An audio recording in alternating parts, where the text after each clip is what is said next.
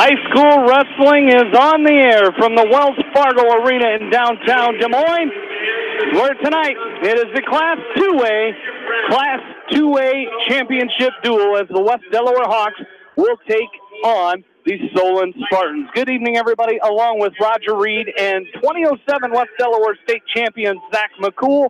We are ready for state duel final action. The West Delaware Hawks, their only state duel title came back in 1991, and of course, the Hawks were in the state duel finals in 2012 and 2013.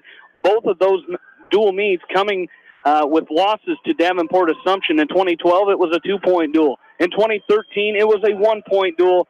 And today, the Hawks look as the number 1 seed in this tournament to come away here as the state duel champions. Roger, I think Coach Boss and the Hawks have been waiting for this moment for a long time.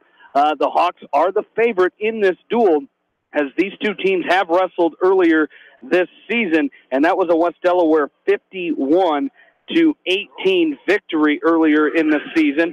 As the Hawks, however, that was way back in the second week of the season. A lot of things have changed since then. We'll see how much has changed between these two teams. Well, you're right. You know, West Delaware winner of the WAMAC Dual Team Championship, winner of the WAMAC Tournament. The Solon Spartans right behind, second place in both. So you've got the best two teams out of the WAMAC battling for the gold championship trophy here in the Class 2A state duel. So, you know, Jamie, Solon is better, but West Delaware is also better. So looking at the matchup from before, you know, if the Hawks can repeat, if things can go just as they did the first, the Hawks will be in control. But, you know, as we always see, something crazy happens. Hopefully this time it happens crazy on the Hawks side, as the Spartans have been very, very quiet about the position they're in. And, you know, Coach Blake Williams will have them ready. But as we saw, the Hawks are very loose. And I don't imagine they will be intimidated at all stepping to the mat. So there's going to be some great matchups, and we're looking forward to this very, very exciting championship duel. Well, during the break, the Hawks were in the locker room warming up. They were singing, they were dancing, they were jogging around singing do-I-diddy-diddy-dum-diddy-do in the hallway. Zach, that's what it is right now. The Hawks trying to stay loose here in this championship duel.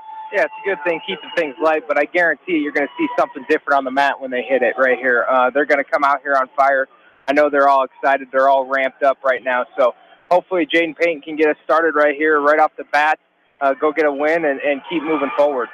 So it will be the freshman for the Hawks, Jaden Payton, wrestling in this first match. He will take on Aiden Dahl of Solon here in this first match. In the last time these two met, it was a Jaden Payton in that first duel, a fall in 1 minute and 27 seconds. See if he can repeat that here. But Dahl has wrestled a little bit better in these past few weeks. We'll see what Jaden Payton can bring to this match here today. Well, exactly right, Jamie. And that was a double overhook by Dahl, trying to short arm drag on Payton. So Payton's got to be careful not to give up his arms to the senior. This is a freshman wrestling a senior. Dahl comes into this dual team tournament at 29-18. So, you know, you win those 30 matches, you're having a great season. You're no slouch by any means. So 122 and counting, neutral position, underhook by Dahl on the right side of Payton. Payton with an overhook. He's giving up head position here, so you got to be very, very careful. Dahl trying to set up a front headlock, standing front headlock on the freshman. He's going to snap Payton down to the mat. Payton doing a great job controlling that right elbow, maybe looking for a short drag to drag out of this for a 2-point takedown. Dahl now trying to hit a go-behind, going from right to left. And Payton underneath on all fours. We're going to get a stalemate right there. I'd like to see a little bit more action by the freshman. And the last time these two did meet, the first time it was a Jaden Payton fall. The last time they met was in the WAMAC tournament, and that was a Jaden Payton 8-2 win in the third-round consolation at the WAMAC tournament. 2-on-1 Russian tie. There's a short drag by Payton. Been very good with that attack, attacking the left arm of Dahl. Dahl's going to find the edge of the mat. Payton's going to try to drop in and hit a takedown on the edge. Like to see him stop right there. There's that little boot scoop by Payton, and he didn't give up on the edge of the mat. He took advantage of Dahl relaxing a little bit, hit him with the boot scoop. That was very slick there, Zach, as he dropped in, lowered his level, and then attacked the hips of Dahl. Yeah, it was a great time to hit that move, especially on the edge of the mat right there. He never gave up, and he got there and really hit that right on the edge of the mat. So 2-0 is the lead with 11 seconds left to go, and thought the official might stop that as Dahl was completely off the mat, but Peyton hit that really nice boot scoot there and pulled Dahl back on. There's a stand-up. There's a lift and return by Peyton as Dahl pasted to the mat right now with an inside wrist on the right side, looking for a great job riding his last 10 seconds out, and he will. Jaden Payton will take a 2-0 lead into period number 2, and he will choose down. It looks like the Hawks wearing the green leg bands will have the odd matches right here. So here we go to start period number 2. Payton will get set. Looks like Dahl will ride the left side, and Dahl tries to come with a tight waist chop. Nice job. Nice outside stand-up by Payton. He's going to try to clear the hands of Dahl, and Dahl's going to have to let him go before he gets warned for stalling. So a 1-point escape by Payton. He goes up now 3-0. There's an outside single attempt by Payton looking for a Kelly there, trying to pull Dahl underneath. Got to be very careful there that you don't get pulled underneath. And again, Payton attacking on the edge of the mat. Good job by the freshman. Yeah, great job by Jaden Payton. Again, keeping that motion going. Is, like we said, he pinned him the first time, won 8-2, and right now in the state dual final, I think a win is a win. The bonus points, those will be nice and come in handy. But again, you got to get a win when you can in the state dual final, especially with two teams like West Delaware and Solon. As Dahl gets his stall warning as he's backing off the edge of the mat. It's just a good job by Payton pressuring Jamie. You're exactly right. There's a long double shot by Dahl in deep. Payton's going to crowd him. Nice hip pressure by Payton as he crowds into Dahl. Now Dahl's going to switch from a double to a single. Nice down block by Payton as he's going to circle heavy hips by the freshman as he's got Dahl all bunched up. He's going to try to hit it Turk. That's going to be a 2-point takedown. He tries to Turk with his right leg and scissor by Dahl. He's going to scissor the Turk out, but Payton's up on top now 5-0, 53 seconds. Now if you're Payton, you got to start thinking bonus points here. Get the win first, then think bonus points. You're 47 seconds left to go in period number 2. You're looking tough right now. Payton with an inside wrist on the right side. He's going to roll that out to a bar, and then he's going to curl the head of Dahl up, and Dahl's doing a great job posting with his left leg. We'll see if Payton's got a change-up here off that. Got to be a change-up off that, and he's going to step around and hook that right knee with his left knee. And once again, he keeps that bar, that right arm, at a 90-degree angle right across the back of Aiden Dahl. Then he goes to the head, tries to curl that head in. 17 seconds left to go. Dahl takes a peek at the clock. Payton is going to ride that inside wrist to a bar. Sit out turning by Dahl. Tries to go to a stand-up. Payton does a nice job keeping pressure forward. Knocks Dahl back down to his base. 4 seconds left to go. Tilt attempt there by Payton. And Dahl's going to base out. Great period there by the freshman. Again, keeping that pressure on Aiden Dahl is Jaden Payton, and he's been doing that throughout this entire match so far. So you just got to continue that for one more period if you're Jaden Payton. That's going to be Dahl's choice there, and he's going to take neutral with 1:58 left to go. Now you got to be wary. You're up by 5 points. You don't want to give anything feet to back here. There's a nice high crotch by Payton, and he doesn't clear the right arm of Dahl, but he stays in great position here. Stays in great position. Looking for a Kelly is Jaden Payton as Dahl is underhooked on the right side of Jaden Payton, and we're going to get a stalemate right there. Payton tried to hit him with a Kelly, and Dahl's motivation there was just to stay square and not get tipped by the freshman. Jaden Payton, one of the 8 state qualifiers for the West Delaware Hawks. They will go at it 24 hours from now. Payton trying that boot scoot. Zach, he's got to clear that arm of Dahl. Tried to hit that boot scoot without getting any separation there. Yeah, I like Jaden Payton when he gets the separation and continues to lower his level. So as you see right there, he's doing a pretty nice job. These are some of the best hips I've seen in the state, and it's just crazy to me how he can get in this position and just work his heavy hips and find a way to score too. Yeah, there's a long single shot by Dahl. He's got the left knee trapped to Payton. Payton's going to stuff his head and spin for a 2-point takedown. Now you got to be thinking cut him, and he is. The freshman very smart on the mat there. He's going to cut Dahl. It's 7-1 now, so Payton looking for bonus points. That should be warning right there as Dahl is in reverse gear. Great job by Payton. There was a lot of emphasis on that all the way up to the Battle of Waterloo of the guy going off the end of the mat, and then that rule kind of disappeared here. Nice sweep single by Payton to the left side of Dahl. He's going to try to back trip Dahl. He doesn't. He picks up 2. No points here as Dahl lands on his back side. Now scramble situation. Peyton elevates, gets his head high, comes through the back door. Let's see if he can come out the back door and pick up 2. Dahl's going to try to keep the left ankle of Peyton. There's 2. Might be some back points right there. 31 seconds left to go. Now you just got to ride him out. 9-1, 28 seconds left. Peyton goes right back to work with that Syracuse right. Inside right on the left. Inside wrist on the right. Deep thigh right on the left. Now he picks up the left ankle and drives Dahl forward. Gives him a face full of Resolite right there on the blue mat right in front of us. 12 seconds left to go. Peyton doing a terrific job keeping the weight forward. Now he hooks up a chicken wing on the left side of Dahl, the senior. Now he's going to take a big step. He's still looking for more points. You got to love that out of a freshman. And he's going to pick up a 9-1 major decision. So a great match there, great way to get the Hawks started on top. Yeah, it really was, and that's what Jaden Payton and these Hawks have been doing all season long. You're up, you got 12 seconds left to go in a match, and they're still looking to score points. And great job there by Jaden Payton getting the major decision. Cutting Dahl loose and getting that last takedown, then riding him out, and then continuing to try to score points. Before we go to our next match, quick piece of information to pass along here. West Delaware boys bowling team won their district today up in Decorah. They qualified for the state bowling meet next Tuesday in Waterloo. The West Delaware girls bowling team finished second. They will wait until tomorrow to see if they qualify as an at-large bid. Now we're going to weight class 145, and there's Kel Meyer with an 8-second takedown. This should be Colton Spillman, the senior for Solon. He's 28 and 12. So nice front headlock, textbook move by Kel Myers. He snaps the head of Spillman down. Now look for him to break Spillman down and look for that cross-face cradle. He's going to go under the right arm and trap the left arm. Cross wrist ride now by Meyer.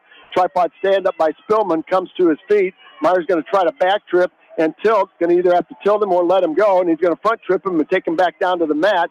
Might have a ball and chain locked up. No, he stays with the cross wrist ride as he's got the left arm of Colton Spillman trapped underneath. Now here comes a cross face by Meyer. Got it in deep from left to right. Right to left, looking for that cross face cradle. He's going to try to curl Spillman up, and he's got Spillman curled up. See if he can take one more step and lock that cradle up, and Spillman shows some strength there and breaks the grip of Meyer. Meyer's going to load it back up one more time. Let's see if he can lock it up. And Spillman once again lunges forward, so Meyer takes the ball and chain out of it. Now a tight waist chop by Meyer, looking for a chicken wing. Great job there. Meyer looking for his third different pinning combination here. 42 seconds left to go. As easy as that takedown was, Zach and Jamie, I'm surprised Kale didn't let him up and get a couple more in. They're stalling against Spillman already. Yeah, great job by Kale Meyer, riding tough on top. He locked that cradle up, and he went right back to that ball and chain. Now he's got a leg Turk in, and he's trying to tilt Spillman to his back as he's got 20 seconds here to go. And Kale Meyer looking to score some near fall points here at the end of this period. Well, great job of just being physical and intense on top by the sophomore from West Delaware. There's a nice Turk. There's back points by Kale Meyer. He's going to pick up back points. He's going to get 3 here as he's got 2 seconds left. There's the 5 count. Nice job by the sophomore. Again, wrestling from whistle to whistle, guys, and that's the name of the game here. Absolutely, as a 5-0 lead. And like we said, scoring those points late in that period, it looked like he wasn't going to get it, and he gets it, with about 6 seconds left to go, gets the turn and gets 3 near fall, and now Meyer's choice, he's going to go neutral to start the second. Well, he's got a great fireman's carry. Let's see if he can set that up. I'm not sure Spillman's going to give him inside position. Meyer's looking for inside position off that. Now, elbow pass, now front headlock as Meyer snaps him down. That should be 2 anytime Kale Meyer gets that. He does that better than anybody else here. Front headlock, 2-point takedown, and he's going to go up 7-0, 136 and counting in period number 2. Hawks up 4-0, courtesy of that major decision by freshman Jaden Payton to start this meet off. Here comes Meyer with that fine crossface from right to left, snaps the nose of Spillman, and can't get that cradle locked up as the senior from Solon is being all defensive here right here. Like to see another stalling here, Zach, as Spillman is balled up here and not giving Meyer anything to work with. I think if he gets to the side a little bit right here, I think he would end up getting a stall call, and that's exactly what just happened. And he got another stall call with 1 point going up 8-0. And Meyer working for the fall as he's got that Turk back in, showing some physicality here as he lifted that inside leg of Spillman up and stepped through with his left leg and hooked the Turk up. Now he's trying to go across from right to left, the far shoulder, trying to dump Spillman to his back. And once again, Spillman all based out, belly down, not giving Meyer anything to work with. His head is down. Now his head's up. Meyer goes to a tight waist chop on the left side. It's 29 seconds left to go in period 2. Meyer up 8-0. And you can see what the motivation of the Spartans is here, gentlemen, not to get thrown to their back and not to get pinned. And right as you say that, Meyer locks up a chicken wing on that right side, and right away, Spillman turns and faces the other way, and we're going to get potentially dangerous as that arm went above 90 on that chicken wing, so potentially dangerous with 11 seconds left to go. So see if Cale Meyer can work a little magic at the end of this period again and try to score some near fall at the end of it. Well, he's got 11 seconds, and he and Peyton have been very efficient at the end of the period. There's a long switch by Spillman on the whistle. Meyer's going to stay low. He's going to lift up that inside leg and try to Turk it. Spillman again. Hard cross base by Meyer. We're going to the third period, and it's going to be Spillman's choice. He's going to go up on top. Yeah, very important here to start this third period that Cale Meyer explodes right away. As you know, a lot of times we've seen with Solon, they've got kids that like that are leggers, and they like to throw that cross body right in right away. So if you're Cale Meyer, come up, keep your head up, don't give up that cradle either. As Cale Meyer, and here comes the cross body ride by Spillman. So Cale Meyer's got to try to find an answer to this and get to his feet. Well, you called it, Jamie, as Spillman slapped the cross body right in on the left side of Meyer. Meyer's doing a good job staying long. Spillman's going to reach through and hook the right elbow of Meyer and try to set up a guillotine. As he does, Meyer takes that back down to the mat. Meyer's going to try to get his hips up and create some space. Done a nice job. Now he backs over the hip. Spillman temporarily had his left hip posted on the mat. And Meyer doing a nice job knee sliding, trying to get up. Here comes a guillotine by Spillman. And Meyer's got to showing some strength here. He gave that right arm up as Spillman had the guillotine set up. And Meyer quickly got his hips up. And get a stalemate out of there. No, thank you. Boy, that was close. As Spillman hooked that right elbow of Cale Meyer. Coach Voss up out of his chair now. Coach Meyer up out of his chair, offering some encouragement to their young man here. Say, get to your feet. And we're going to have a caution against Meyer. Nice stand-up, but it was about a fraction before the whistle. But that's the right idea. You're going to beat a legger, you got to get to your feet. The easiest thing right here to beat a legger is take that elbow right to your knee and get to your feet. And right there, he's just kind of getting sprawled out and letting him put that leg in right away. A figure four. That is a figure four. I think they thought it was up on the body, that high thigh ride, and we're going to get a legal hold. There it is. Very good. It took Coach Meyer and Coach Voss. Coach Meyer and Coach Voss doing a little officiating out of their chair. Coach Williams is going to come over and ask for an interpretation. And Coach Williams thought that was a high thigh ride there, and going to get an explanation as Coach Williams goes to the score table. Cale Meyer will take a blow here, leads 8-0. The Hawks up 4-0. 48 seconds left to go in the third, so Cale Meyer could use a 2-point reversal here. And there's the 1 point for legal hold. It's 9-0. 48 seconds left. Colton Spillman, the senior from Solon. There's a nice stand-up by Meyer. Tries a standing switch. Let's see if he can work his way around. Got a standing switch as Spillman kept the leg in on the left side. Meyer tried to hit him with that switch. 35 seconds left to go. Now a tripod stand-up by Meyer. Spillman's going to try to set up a banana split. And we're going to get... Yeah, he did it again. Going to get a legal hold by Spillman. A figure four on the body. So, there we go. You can see Coach Klaus in the corner telling him what Zach just said. Get that elbow to the knee, and don't let him throw that leg in. It's coming from the same side every time. It's coming from that left side, and now Meyer does a good job, but you got to keep that motion going as he's going to try to throw it in. Nice job as he gets the 1 point escape. Well, 17 seconds left to go. Cale Meyer looking for a tech fall. You got to be careful if you're Cale Meyer, boy. Oh, boy. Cale Meyer and the orange and black faithful take a sigh of relief there as Meyer tried to set up that Kelly, and he almost got himself way extended. So Meyer's going to win this 11-2, another major decision for the Hawks. So 2 wins, 2 bonus point wins, The Hawks will go up 8-0 after 2. Yeah, and that's a big win for Cale Meyer. You know, getting the major decision. You know, we talk about win first and then worry about your bonus points. You know, especially, you know, Solon's got some good kids coming, but we are not going to see Mitchell Mangold and Zach Bevins come to the mat here, as they will not. We're going to see Mitchell Mangold, but they will not send out Zach Bevins, as we'll get the opponent for Mitchell Mangold, as they're going to put it up here on Track Wrestling here, but that is not Mitchell Mangold. It's going to be Caleb Ebert, which is actually, he wrestled in that dual meet against Cale Meyer the last time. That's an opportunity for Mangold to pick up big points here, as Ebert's a 45-pounder. There's going to be a 2-point takedown for Mitchell Mangold, and they may end up moving Bevins up to 60 to take on Jared Voss. Yeah, they do have some moves to make here, you know, right here with Ebert, and then that actually, you move him up at 60, and maybe Brokaw up to 70 to take on Volker, and then move Jack Flynn. I don't know what they're going to do here.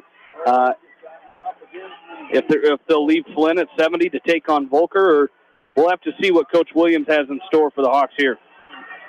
There's Ebert showing some fancy footwork there, popping right up to his feet. And Mangold's going to lift him up and carry him off the edge. So no exchange of points there. Still 2-0 lead for Mangold. He's going to ride the right side this time, stop that stand-up, and he's going to tight waist chop Ebert.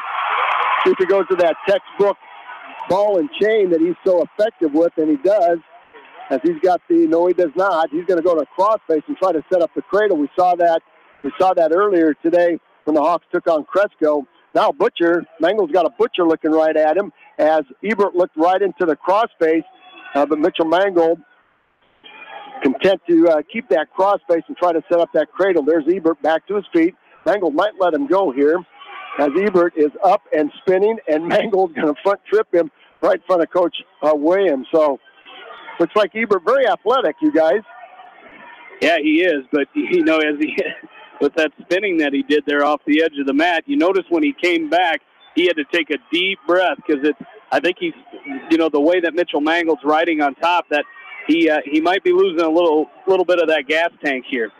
Well, there's a nice stand-up by Ebert, but even nicer lift and return by Mangold. He steps up, steps in, sets a Turk on Ebert. Let's see if he can dump this. Let's see, Ebert is a sophomore, 17-11. Let's see if he can dump Ebert to his back off that Turk. And no dice there, but Mangold has a chicken wing on the right side.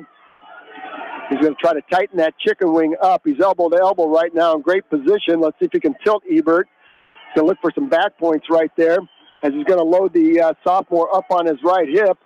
Ebert's going to go to a high bridge. Now Mangold's going to switch sides, looking for a tilt. Going to pick up some back points right there. Going to pick up 2 on the tilt as Ebert rolls off the edge of the mat. I think we had like 15 West Delaware Hawks count back points, help the official out there, as it was right in front of the West Delaware Hawk bench. Has Mangold up now 4-0, 16 seconds left. And I think this is the pace Mangold's going to have to keep, is, you know, just keep wearing on Caleb Ebert. And, you know, we've seen Mangold do this to kids. You know, he keeps working, and eventually just wears them down to where he's able to let him go, Mitchell. There you go. Mangold's going to cut Ebert loose with 7 seconds left. Would have gotten a stall call otherwise, and we'll see if Mangold can wear him down. Mangold's going to take a finger to the eye as time expires, as Ebert went happy feet and going right to the face of Mangold. And the referee's going to talk to Ebert about that right now. It's going to be Mangold's choice. He's going to choose down. Caleb Ebert was going right to the face, Zach. And, you know, he found his target, the right eye of Mitchell Mangold. And now we're going to get a caution against Ebert. Head was not in the center of Mitchell's back, so we're going to get a caution. Referee's going to go down and talk to him about it. 4-1 is your match score. 8-0 is your meet score after 2 weights. There's a stand-up by Mangold. Ebert trying to come with a cradle. Mangold's going to hip him and pop him off the front side. 1-point escape by Mangold. 5-0 now. And you know the Hawks got to be thinking big points here. There's a double leg shot by Ebert, reshot by Mangold on a single. He's going to cut across to a double. He's going to tighten the legs up of Ebert. Ebert's going to try to go over the back into a scramble. Mangold's going to sit him down on his backside, cover his hips up for a 2-point takedown, making the score 7-1. Here comes that hard crossface by Mangold. And trying to set up that cradle. Now an inside wrist by Mangold. On the left side, rolls that out to a bar. He stepped over the left heel. Now he's going to curl up Ebert. Let's see if he can pitch him to his back here. He's going to set up a farmer. Going to lock that farmer up as he threads the needle. Left arm under the right arm and attacks that left arm. Set him up. Let's see if he can circle to the front and throw Ebert to his back. He's got 1:04. He's going to try to cinch that farmer up a little bit tighter. Drop his chest back. And let's see if he can throw the sophomore to his back for some pinpoints right here. He's going to circle the front head. There he goes. Ebert's going to go to his feet. Mangold's going to pitch him to his back. That should do it right there. Referee down looking. Ebert in a high bridge. There's the fall. There's the fall. Mitchell Mangold in 3:15. Give the Hawks their first pin of the night. Third bonus point win here.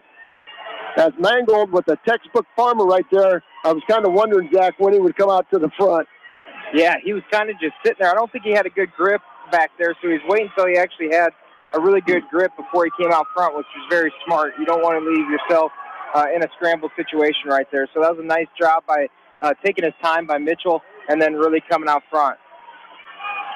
And we're going to see. Yep, Bevins is going to move up. Zach Bevins for Solon is going to bump up as Bevins at 152 pounds is ranked number 4. He's going to bump up and wrestle Jared Voss. So Coach Williams rolling his dice and looking for some matchups in which they can turn the tide from the last time these teams wrestled. So 1 point for Voss on the headgear malfunction right there by Bevins. Don't count out Jared Voss. He has been on a mission here, not coming up short. Did not qualify for the individual meet, but he has been wrestling very, very well, dominating his 2 opponents. Again, he lost in the Cresco match, but he was ahead of that. Got called for an illegal hold, which was very, very debatable, and lost that match as the Cresco wrestler could not continue. Neutral position. 1-2. Voss tries the elbow pass on Bevins. Bevins on top. Both of these guys are tall and lean. Bevins again moving up from 152 to 160. Jared Voss, a very tall, lanky, lean, a lot of leverage in both of these singlets right here. 115 and counting. There's a Russian tie 2-on-1. Bevins trying to step behind Voss and back trip him. There's a tap and go by Bevins to a double and down block by Voss. Off the edge of the mat they go. And I like what Jared Voss is doing. You know, he's not backing down from the fight here, going up against the 4th-ranked wrestler at 152 pounds. So I like the effort early on in this match. He's got to continue this for 6 minutes and, try to dent that defense of Zach Bevins. Exactly right. He's doing a great job with his collar tie right now. Collar tie with the right, retie with the left. Tried that. Looked like he was going to set up that boot scoot, and he hesitated just a minute. So Bevins with a standing front headlock with 39 seconds left to go. Voss has to be careful here not to get dumped to his back. Bevins now with an inside trip. That's okay with Voss. I think the more scrambling the match, the better it is for Jared Voss. Yeah, I like what Jared's doing right now. You'd like to see a little bit more forward pressure instead of backing his heels right now. But he's doing a very nice job of fighting some things off and staying in good positions not to get thrown from his feet to his back. 18 seconds left to go. Staggered stance by Voss. Square stance by Bevins. Bevins once again goes to a collar tie with his right. Underhook with his left to the right side of Jared Voss. Now he's trying to back trip again. He steps around and hooks that ankle. Voss loves to be in this. Voss is going to pick up 2. Oh, as time expires, Voss almost had his chalice on Bevins, and that's exactly where Jared Voss wants to be. He is outstanding in that position. Put that in the center of the mat. That's big points, gentlemen, with time on the clock. Yeah, and Bevins is going to go down to start this second period. So we'll see what Jared Voss does here if he tries to come out around front and, hook that right leg. But Bevins too quick off the whistle, and that's going to be a 2-point reversal as just a quick little go-behind for Bevins, and he goes up 2-1 here. And he tries to back trip Voss. Voss does a nice job backing off the mat. Bevins no way to lift Voss as he sagged his hips and then backed off the edge of the mat. So we'll get a restart. It's 2-1 right now. Voss picking up the penalty point before this match started as Bevins had to change his headgear. Nice stand-up by the sophomore from West Delaware. Gets to his feet. Zach Bevins, again, senior, 42-5. There's a nice stand-up by Voss. He's going to pick up a one-point escape. We're tied up at 2-2. Voss tries to drop in on a single, and these slide into Bevins. Bevins with an underhook on Voss. Let's see if Voss can keep his head in great position. He's going to trap that left elbow of Bevins. Maybe hit him with a Kelly. His head's down, Zach. It's pretty hard to hit that Kelly with your head down. Bevins now has Voss in trouble, has him sitting on his side. Might be a two-point takedown for Bevins. It is. It's 4-2 with 1:10 left to go. And we might see the cross body ride now by Bevins, although he goes out to the left side of Voss with an inside wrist right on the edge of the mat, so we'll get a restart. Jared Voss still in this match. Yeah, doing a good job here. You know, he's down 4-2. Of course, he got that penalty point because of a headgear malfunction from Zach Bevins, as he had to change headgears over there. And so that started the match 1-0. But Jared Voss, I like what he's doing here. Quickly back up to his feet and trying to get the escape. He gets to his feet, tries to split the hands of Bevins, and Bevins comes with a front trip and takes Voss back down to the mat. 49 seconds. Voss up on all fours, trying to come to that tripod stand-up where he's had some success. A hard chop by Bevins. Tight waist by Bevins with the left. Chop with the right. Voss on all fours now. Knee slide by Voss. Snapback attempt by Bevins. And Voss will have to reset his base underneath. 32 seconds and counting. Bevins now comes with a hard cross face. Voss up on all fours. Tried to clear his right ankle as Bevins is sitting over his right ankle. Voss now up on his knees. Bevins hanging on for dear life right here. Voss up to his feet one more time. There's a standing switch by Voss. Let's see if he picks up one. And the officials are going to talk about it. I think that's one. Loss of control. And let's see if Voss gets one. He's not going to get one. Boy, that was very, very close. Thought Bevins lost control of Voss as they went off the edge of the mat. 13 seconds. That's still time for a one-point escape here. Two-point reversal will tie it up. 10 seconds. Voss back to his feet. And Jared Voss is doing everything he can underneath. And Bevins on top, just content to ride and stop every move that Voss has done. Yeah, he really has. We'll see what Jared Voss does. He'll probably go neutral here to start the third. He will. Down 4-2 as we go to period number 3. Again, the Hawks lead the duel 14-0. Back-to-back major decisions to start the duel for the Hawks. Jaden Payton 9-1 over Aiden Dahl. Cale Meyer 11-2 over Colton Spillman. And then Mitchell Mangold with a fall over Caleb Ebert in 3:15 has the Hawks up 14-0. Now Jared Voss has to keep his feet moving right here and just get after it. You know, looking for that sweep single, looking for that shot that's going to hit the mark. 4-2 is your score. 2 takedowns by Bevins. There's a nice 2-on-1 Russian tie by Voss, and Bevins pushing the head and face of Voss away. 127 and counting. Hard collar tie by Bevins with the right, retie by Voss. Voss has wrist control on the left arm. Voss now with the tap and go. Well, I think if he'd have pulled the trigger on that shot, he might have had a low single to the right side of Bevins. But we're going to have to go back to neutral. Center of the mat we go. Voss trying to set up a slide by in neutral position. Now snap attempt by Voss. Recollar tie now by Bevins. Bevins is going to push Voss off the edge. And back to the center we go. 103 and counting at 4-2. There's the whistle on the restart. Again, Bevins content to come with that collar tie. And he's kept Voss at bay with that collar tie.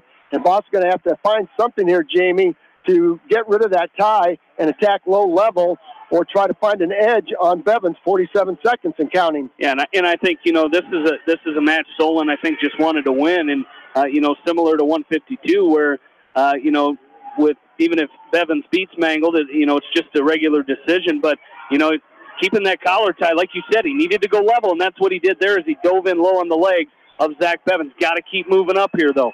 Yeah, he shot in on that low single and trapped we're going to get a stalemate. He trapped the right knee, the right ankle of Bevins, and Bevins immediately came over the top of Voss as Voss did not get any elevation over the senior from Solon.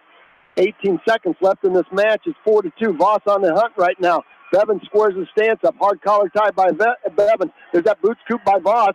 Tries to attack Bevins. Bevins now circles back to the middle of the map. Voss looking for a shot here. 4 seconds left to go. And Voss is going to come up short here. 4-2. That's a great match. Tough loss there by the sophomore from West Delaware. But again, you're wrestling the 4th-ranked 152-pounder. Jared Voss not happy about that, but he gets a collective high fives from his teammates. So that'll put the Spartans on the board 14-3. In favor of the West Delaware Hawks, 14-3. We're going to move up to weight class 170. And Jared Voss took his ankle bands with him off the edge, so we'll have to wait as Wyatt Volker. Again, the Hawks wearing the green leg bands in their black, traditional black West Delaware singlets. White chest band across the front, West Delaware in that. Orange and white piping around the legs. And here we go, weight class 170, Wyatt Volker. And they did move Andy Brokaw up to wrestle Wyatt Volker at 170. So an opportunity for the Hawks here to maybe, Voss beat Brokaw 4-2 in that dual meet earlier in the year. And now it's see what Wyatt Volker can do with Andy Brokaw. And it looks like Brokaw wants to come right up and go upper body with Volker. Volker's got a great throw. We've seen him hit that lateral drop on occasion on the edge of the mat. So Brokaw better be wary given that straight line pressure to the freshman from West Delaware. Again, the 2A state dual finals right here. Walmac's top two teams in West Delaware and Solon going at it for the championship trophy. Wyatt Volker on the prowl right now as Brokaw is giving up a little bit of size to Volker. Volker's going to snap and spin and pick up a 2-point takedown on Brokaw. He's a senior again at 36-10. Here comes that tilt by Volker. Cross wrist tilt. Got to be some points there. 1,001, 1,000. Oh boy, thought he had two there. No points as Volker with that ball and chain. Now he's going to set up a chicken wing on the right side. He's going to lift and stack. He's going to stack Brokaw up. Looking for the fall is the freshman from West Delaware. I'll tell you what, that's got to be two right there. He took that ball and chain and stuffed the head of Brokaw, showing some strength there, guys. Yeah, he's just completely overpowering him right now. So he's giving up some weight here, and you can really see that Wyatt Volker is really using that to his advantage right now. And back to action we go as Brokaw is set. Spiral ride by Volker. He's going to go right back to that cross wrist ride as he's got the left wrist of Andy Brokaw trapped around his waist. Now hard crossface from right to left by Volker. Winces Brokaw. He's going to go right back to work on an inside wrist on the right now. And cross wrist ride. Brokaw with his head down right now. Volker with the tight waist. Might get stalling against Brokaw as he is based out. And again, Brokaw's on a mission not to get thrown to his back and pinned. 10 seconds left to go. And Wyatt Volker goes to that cross wrist ride, has the left arm trapped around his midsection, looking for a ball and chain. He's going to run out of time. Great first period by the freshman. It really was, and that's that's the start he needed.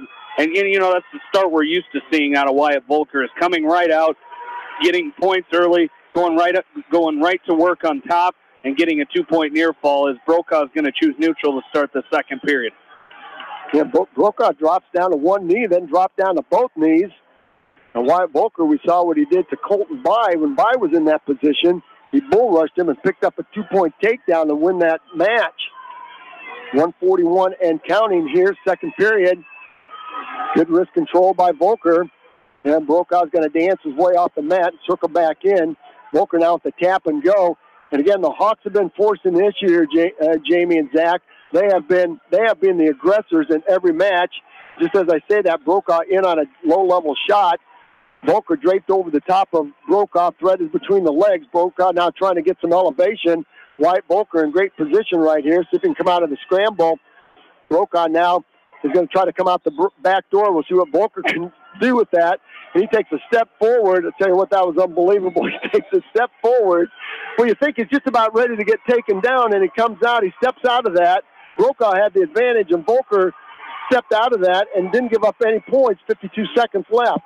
Yeah, that was a great job there by Volker. Like you said, Brokaw had him just about taken down, and Volker somehow, like you said, kicked out of it and came out and had to dive away. But he avoids giving up the takedown. But with 40 seconds left, you can't stand flat-footed like Volker kind of got caught against Brokaw. But on that long single, you got to get on the offense.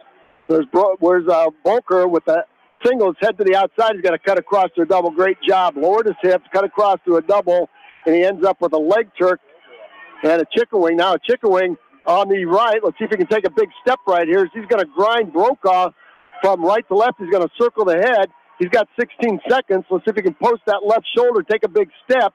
Volker trying to take a big step. He's got Brokaw on his back. Let's see if he can adjust and get the fall here.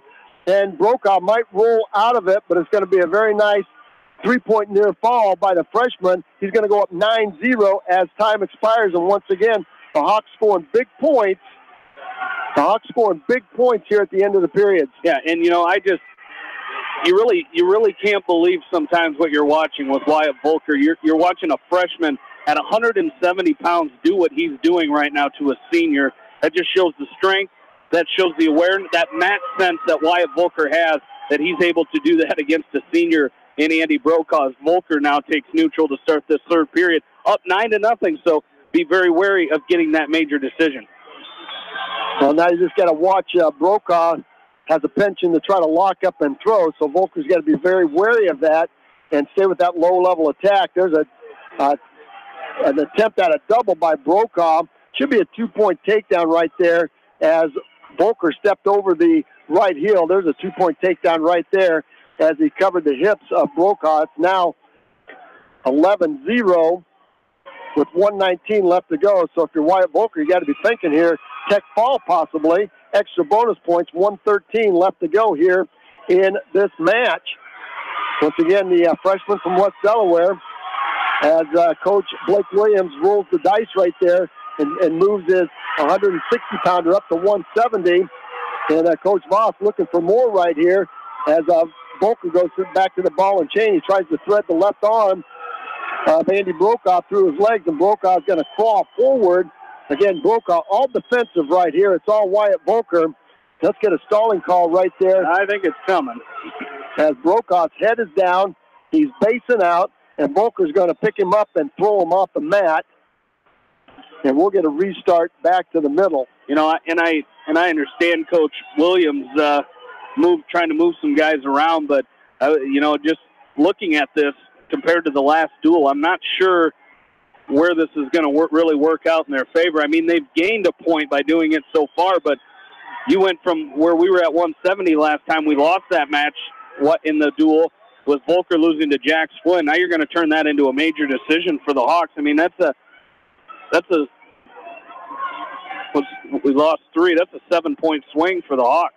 Well, it certainly is, and anytime you can swing the pendulum to your side in a very important duel like this, that's a great job of wrestling, a great job of coaching. There's Volker looking for some more. He's got a cross wrist right on, looking for that tilt as he loads Brokaw up on his hip. And once again, 5 seconds left to go. The Hawks are wrestling from whistle to whistle, and we did not get a stalling call against Brokaw, but there's 11-0 major win for Wyatt Volker, and the Hawks will go up 18-3. And that's the third major decision for the Hawks in this dual meet. And while we go to the next match here, I want to remind you that our state wrestling coverage here on KMCH, brought to you by our sports boosters, Beck Seed, J&D Catering, Hillside Sports Bar, Brown Sales and Leasing, and Victory Ford, and Ellis Implement and Outdoor. As we move up to 182 pounds, we're going to see Jack Newhouse take the mat for the Hawks. He's going to take on Jax Flynn for Solon.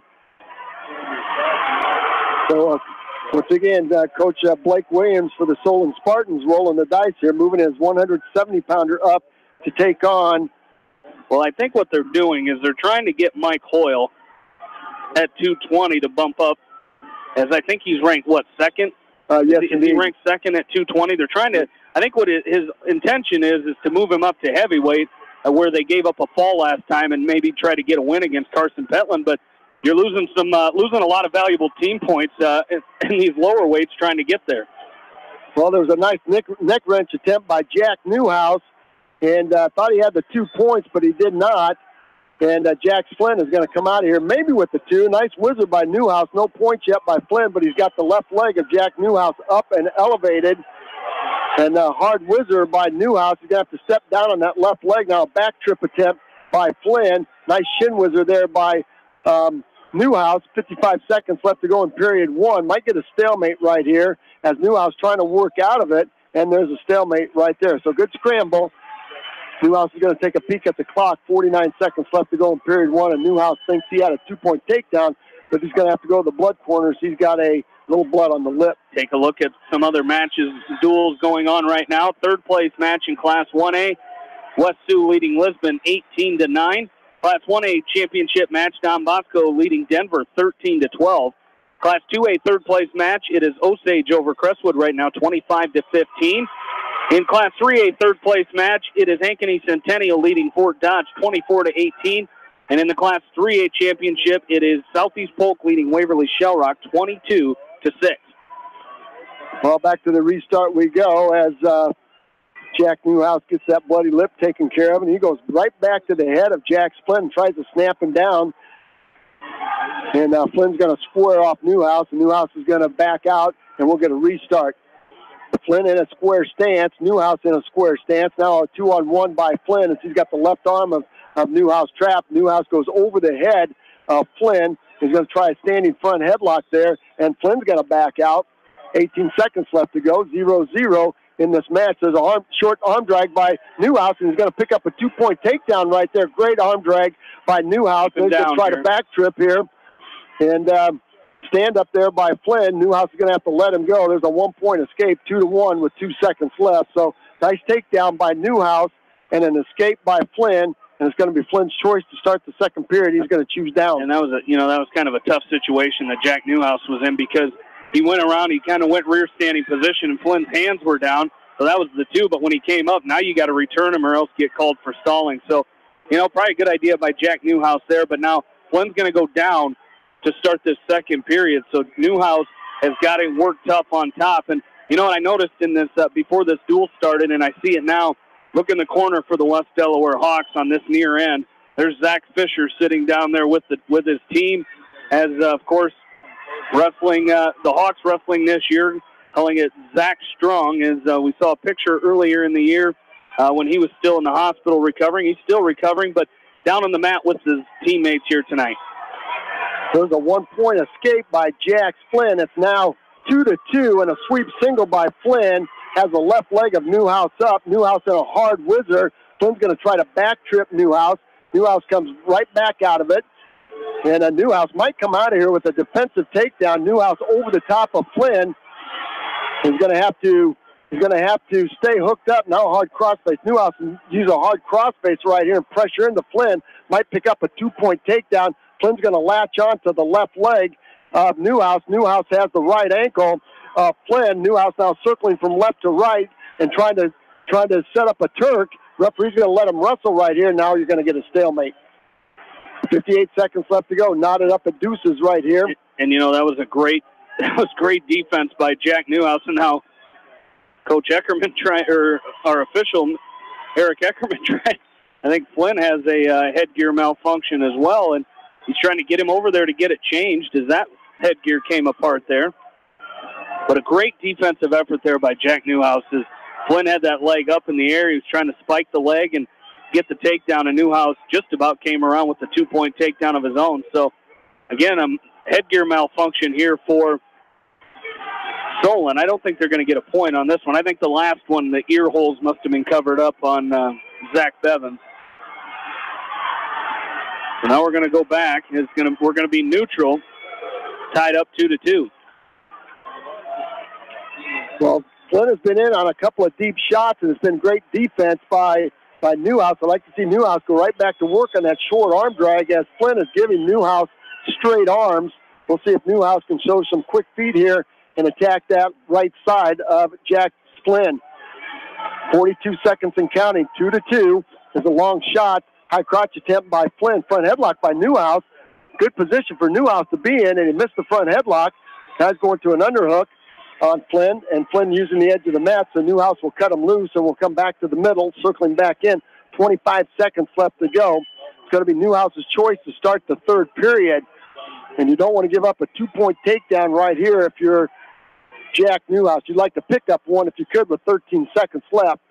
Now down to 10 seconds left. Underhook by Newhouse on the right side of Flynn. Flynn's going to go to an overhook and block Newhouse up. And that's going to do it for period number 2 as Newhouse tries to set up a high crotch. And it's going to be, going to go neutral. And going to go neutral. I think Jack Flynn is a legger, and we saw down in Williamsburg that night against Wasis Cook from South Tama. When he got the legs in, Newhouse had a hard time getting out. So see if Jack can go to that little snatch single that he does so well. Well, it's been very, very tough with the underhooks. Now if he can lift that underhook and attack that right knee, Flynn's got a heavily bandaged right knee there, big wrap on it. So a nice underhook by Newhouse. Flynn blocks him off. Now a sweep single attempt by Flynn. Newhouse is going to have to square him off right on the edge of the mat. Newhouse gives Flynn a toss over the scoreboard there. And our scorekeepers had to brace themselves. Again, 2-2. There's Newhouse with that single. You called it, Jamie. Let's see if we can pick up 2 with it. He's going to drop Flynn to his back. That's got to be 2. He's got to drive Cradle in. Let's see if he can throw Flynn to his back. And Flynn's going to square off on him and go to all fours. And they're going to let him wrestle on the edge of the mat right here. Referee's going to finally call him off. Keep him down. So very, very nice job right there by the junior from West Delaware. Jack Flynn is a junior also at 41-5, usually wrestling at 170, and he is up at weight class 182 today. Coach Blake Williams trying to roll the dice here and look for a good matchup. There's a spiral right attempt by Newhouse, standing switch by Flynn. That's going to be a 1-point escape by Flynn. Now we're under a minute, 58 seconds and counting. We are in neutral with Newhouse clinging to that 1-point lead. And Jamie, we have seen Jack Newhouse been in this situation time and time again and able to win these close matches. Somehow he finds a way, and I see he's going 2-on-1 on that side where he wants to get that snatch single again. So let's see if he can hit it. But you're right. Jack Newhouse wins more 1-point matches. And you and I said earlier, just a couple weeks ago, he's got the quietest 38-3 record in probably the entire state of Iowa. There's a long single shot by Flynn. Underhook now by Newhouse. 24 seconds and counting. Jack Newhouse with a 2-on-1. He's got the left arm of Flynn tied up. Now he's going to back up and he's going to shove off the edge of the mat. They go. And we get a stop at 17 seconds. If you're Jack Newhouse now. 2-on-1 and hold it. Neither wrestler has been warned for stalling. There's a sweep single by Flynn. Down blocked by Newhouse. Another sweep single by Flynn. He's got the leg up of Jack Newhouse. And Flynn's going to try to pick up the 2, and he does with 5 seconds left. Jack Newhouse is going to lose this match 5-4 as Flynn got in on a single when it counted, and Newhouse had no answer for it. That's going to be a tough one for Jack Newhouse right there. You're dominating the match. Well, you're not dominating, but you're in control till the last 10 seconds, and it was 2 shots back-to-back by Flynn. Finally hit the mark on Newhouse's left leg, and he finished the single. Yeah, like you said, that's a tough one. And, Jack Flynn, I think Newhouse wanted so badly to get that 2-on-1 that he just kind of reached for it, and he left his whole left side open, and Flynn hit that sweep single he'd been trying to hit the whole time, and, got the takedown when it counted, or when he needed it, and he's going to get the win, and that's going to make the team score now 18-6 in favor of the Hawks. As we bump up to 195 pounds, it's going to be Jordan Brees for the Hawks. He will take on Seamus Poynton for Solon. Well, and Poynton's not a bad wrestler either. He's a junior at 35-8, so Brees will have to put everything together. And, again, Brees has a definite size advantage out here. Hopefully he can use that size advantage to his liking here as he's trying to shoot a high crotch to the right side of Poynton. Again, 18-6. The Hawks still in the lead. Seamus Poynton showing some quickness there with his feet. There's a 2-on-1 by Brees, tying up the right arm of Poynton, trying to attack that right side. And Jordan Brees has one of the best blast doubles that I have seen. So hopefully we can see him set that up and attack Poynton with it. Poynton in a staggered stance, leading with his right leg. Brees in a square stance. Slide by Brees. He's going to hit the 2-point takedown with it. That's the physicality, and here comes that crossface by Brees. I'm telling you what, that hit its mark right across the right cheek of Poynton. I'm not sure if Poynton's been hit like that since the football season. Great job by Brees, setting the tone of this match. 2-0, and he's riding on top. Very physical is Jordan Brees. Jordan Brees is so good, and he's known for that crossface cradle, but when Jordan Brees won, we saw him run a chicken wing on Saturday in that semifinal at district. He does good working those bar arms when he needs to. But I tell you what, he's working real hard for that cross-face cradle here. Pointon's controlling that right hand of Brees, so he can't lock it up. 33 seconds left to go, and we're going to get stalemate right there. I think the official was telling Pointon was just hanging on to the right wrist. And that's one thing Jordan Brees has to be a little careful of here, is he brings those cross faces hard. He missed one on Saturday that on the Kean Camerling from Mount Vernon that had it connected, he would have been Camerling. He might have been called, but Brees, very dangerous move there as he tried that standing tilt and it went across his own back. So you got to be careful of that too. Yeah, again, that was just good momentum that he had to roll Pointon through. Had a 1,001 count, but couldn't quite hold Pointon for the cheap tilt there. 3 seconds left to go. This is where Jordan Brees is really tough on top, and it's 2-0 after one. And Jordan Brees taking on Seamus Pointon. Might go neutral. Are they going to? Yeah, they don't want to go underneath the Jordan Brees. So Pointon will take his chances going back neutral with the senior from West Delaware. And back to neutral we go. Pointon coming with a hard collar tie, and Brees is going to back out and try to tie up that right side. He's had pretty good luck tying up that right arm. Now a hard collar tie by Brees, an underhook on the left side, trying to shoot a high crotch. You got to be careful right there that you don't get pitched to your back. Clearing the elbows of Seamus Pointon. 1:28 and counting. Second period, neutral we are. Brees' choice, he deferred over to Pointon, and Pointon took neutral. Again, Solon Spartans slowing these matches down, trying to keep them close. The Hawks have had one pin here and a couple major decisions. So Coach Blake Williams rolling the dice and moving his wrestlers up from 152 to 160 to 170 to 182. Brees now trying to work that, set up that blast double as he's got a hard collar tie. Retie now by Pointon, by Seamus Pointon. Brees now coming with an underhook on the right side. Pointon blocking him off with his head. 39 seconds and counting. Again, Brees very, very patient here. Pointon has yet to take a shot on Brees, and I don't blame him. I'm not sure I'd want to shoot under those heavy hips. Brees again takes another long shot, trying to set up that high crotch to the right side of Seamus Pointon. Again, Pointon in a staggered stance, trying to lower his level and attack Brees, and Brees is going to square up. 14 seconds left to go, and we're going to go probably, won't say anything because Newhouse got taken down with 8 seconds left. 5 seconds left here. Pointon did not take a shot here, and we wrestled this whole 2 minutes. No scoring whatsoever, and it's going to be Brees' choice. It's either going to go down or neutral. He's going to go back to his feet and go neutral. And Coach Voss, gave him the option there, and Brees elected to go neutral. So it's probably good. Jordan Brees, he's got a good double leg, and we've seen that high crotch coming a couple times. But those long shots that he's taking, he's leaving that right arm up, and like you said, that's got a whip over. Cow catcher written all over it, so you got to be careful taking those long shots. Yeah, we saw that early in the year, Jamie. I think that was at the Battle of Waterloo where Brees had a couple of nice shots and left that arm up and just got pitched to his back. So you got to be very careful here. You're up 2-0 with a minute and a half left. There's the first long shot by Pointon and a nice down block by Brees as they come back to neutral position.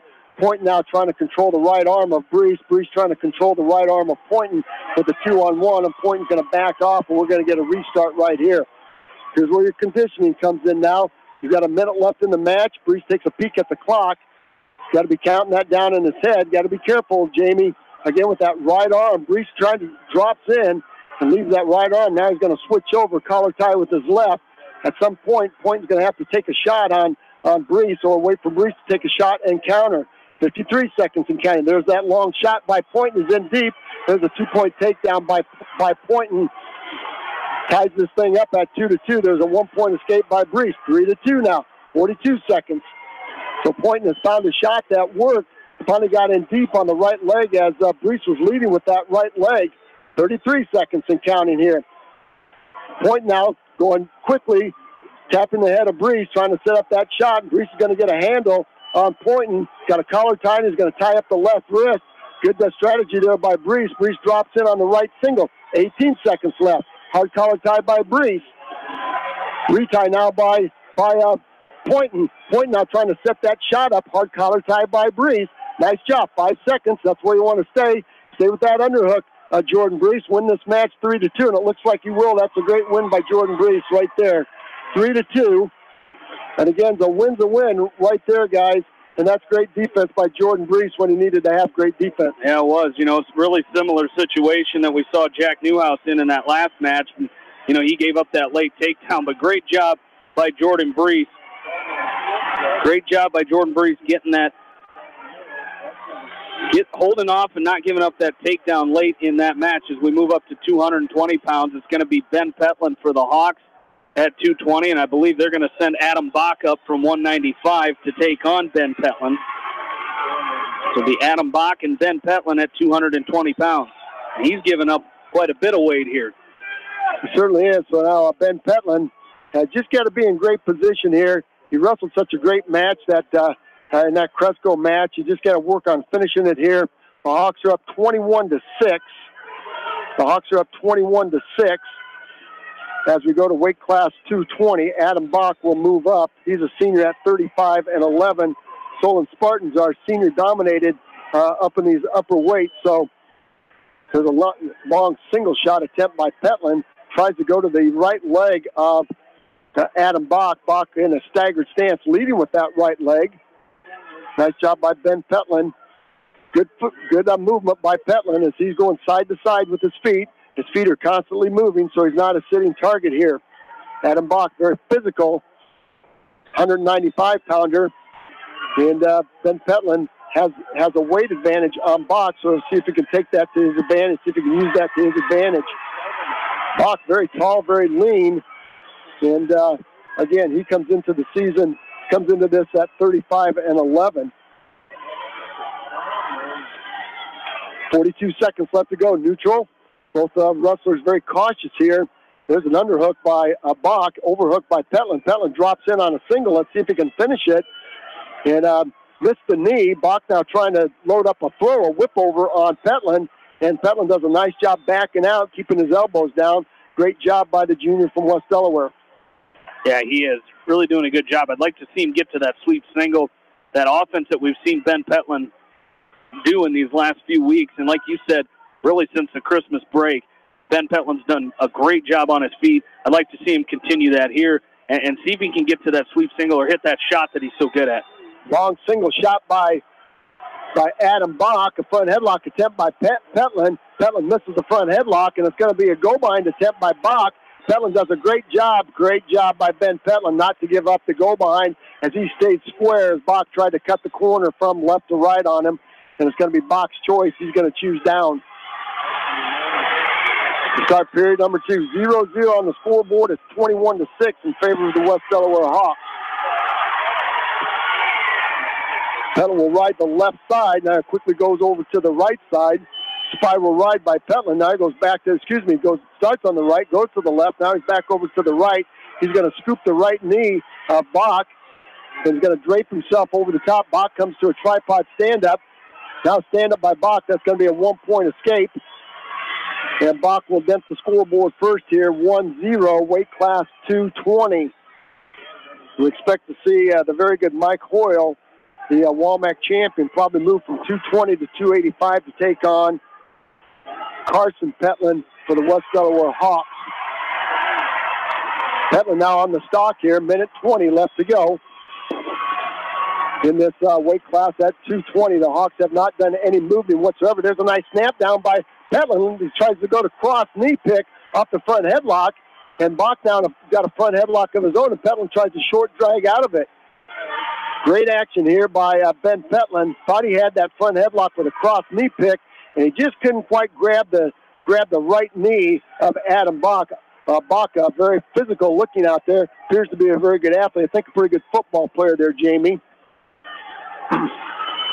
45 seconds left to go, period 2. It was Bach's choice. He chose down, so it'll be Petlin's choice to start the third. There's a long double shot by Adam Bach in deep. Nice down block by Petlin. Let's see if he can stuff and spin here. He's got an opportunity as he stuffs the head of Bach. Might be 2 points. Can he keep his... Oh, his knee was out.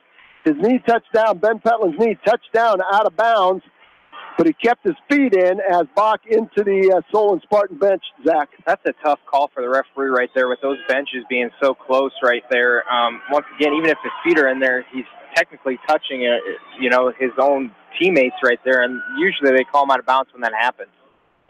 18 seconds left to go. Front headlock by Petlin once again as he tries to snap Bach down.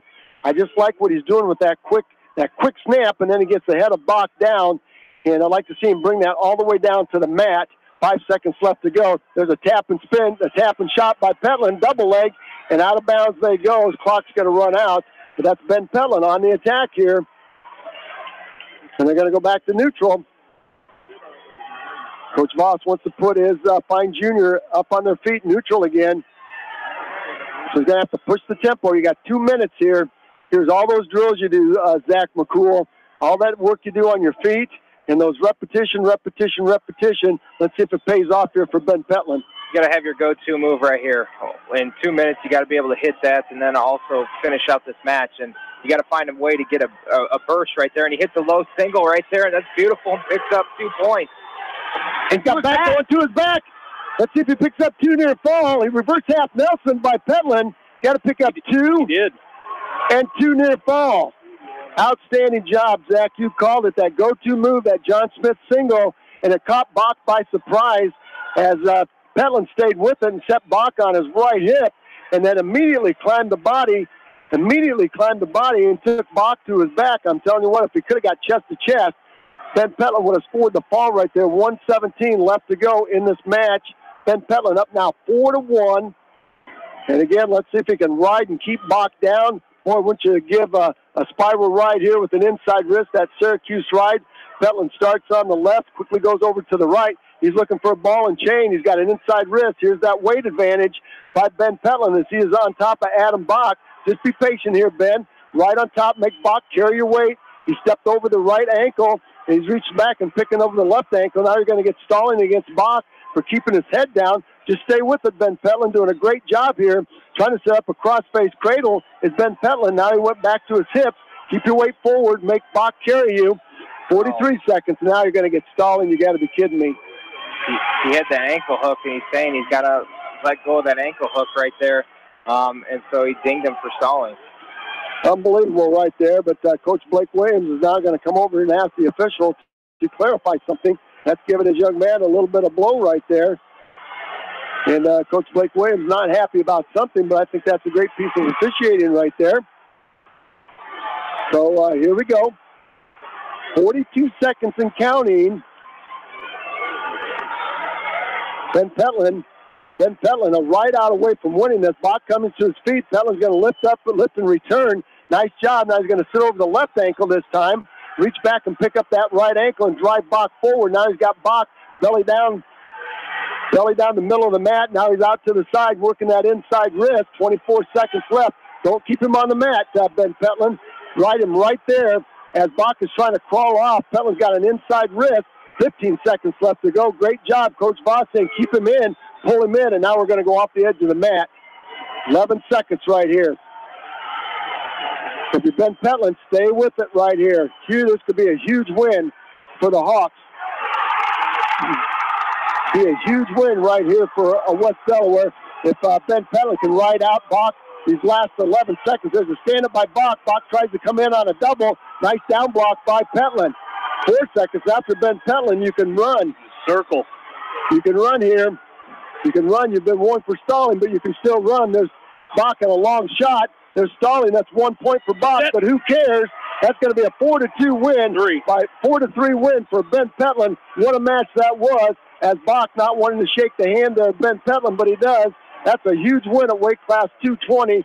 And once again, the move by Coach Williams. The Hawks beat the move there. That was a great match. Absolutely. And, going back to the duel at 220 pounds, that was Ben Petlin lost by fall. So that's a 9-point swing in favor of the Hawks. So A great job there by Ben Petlin.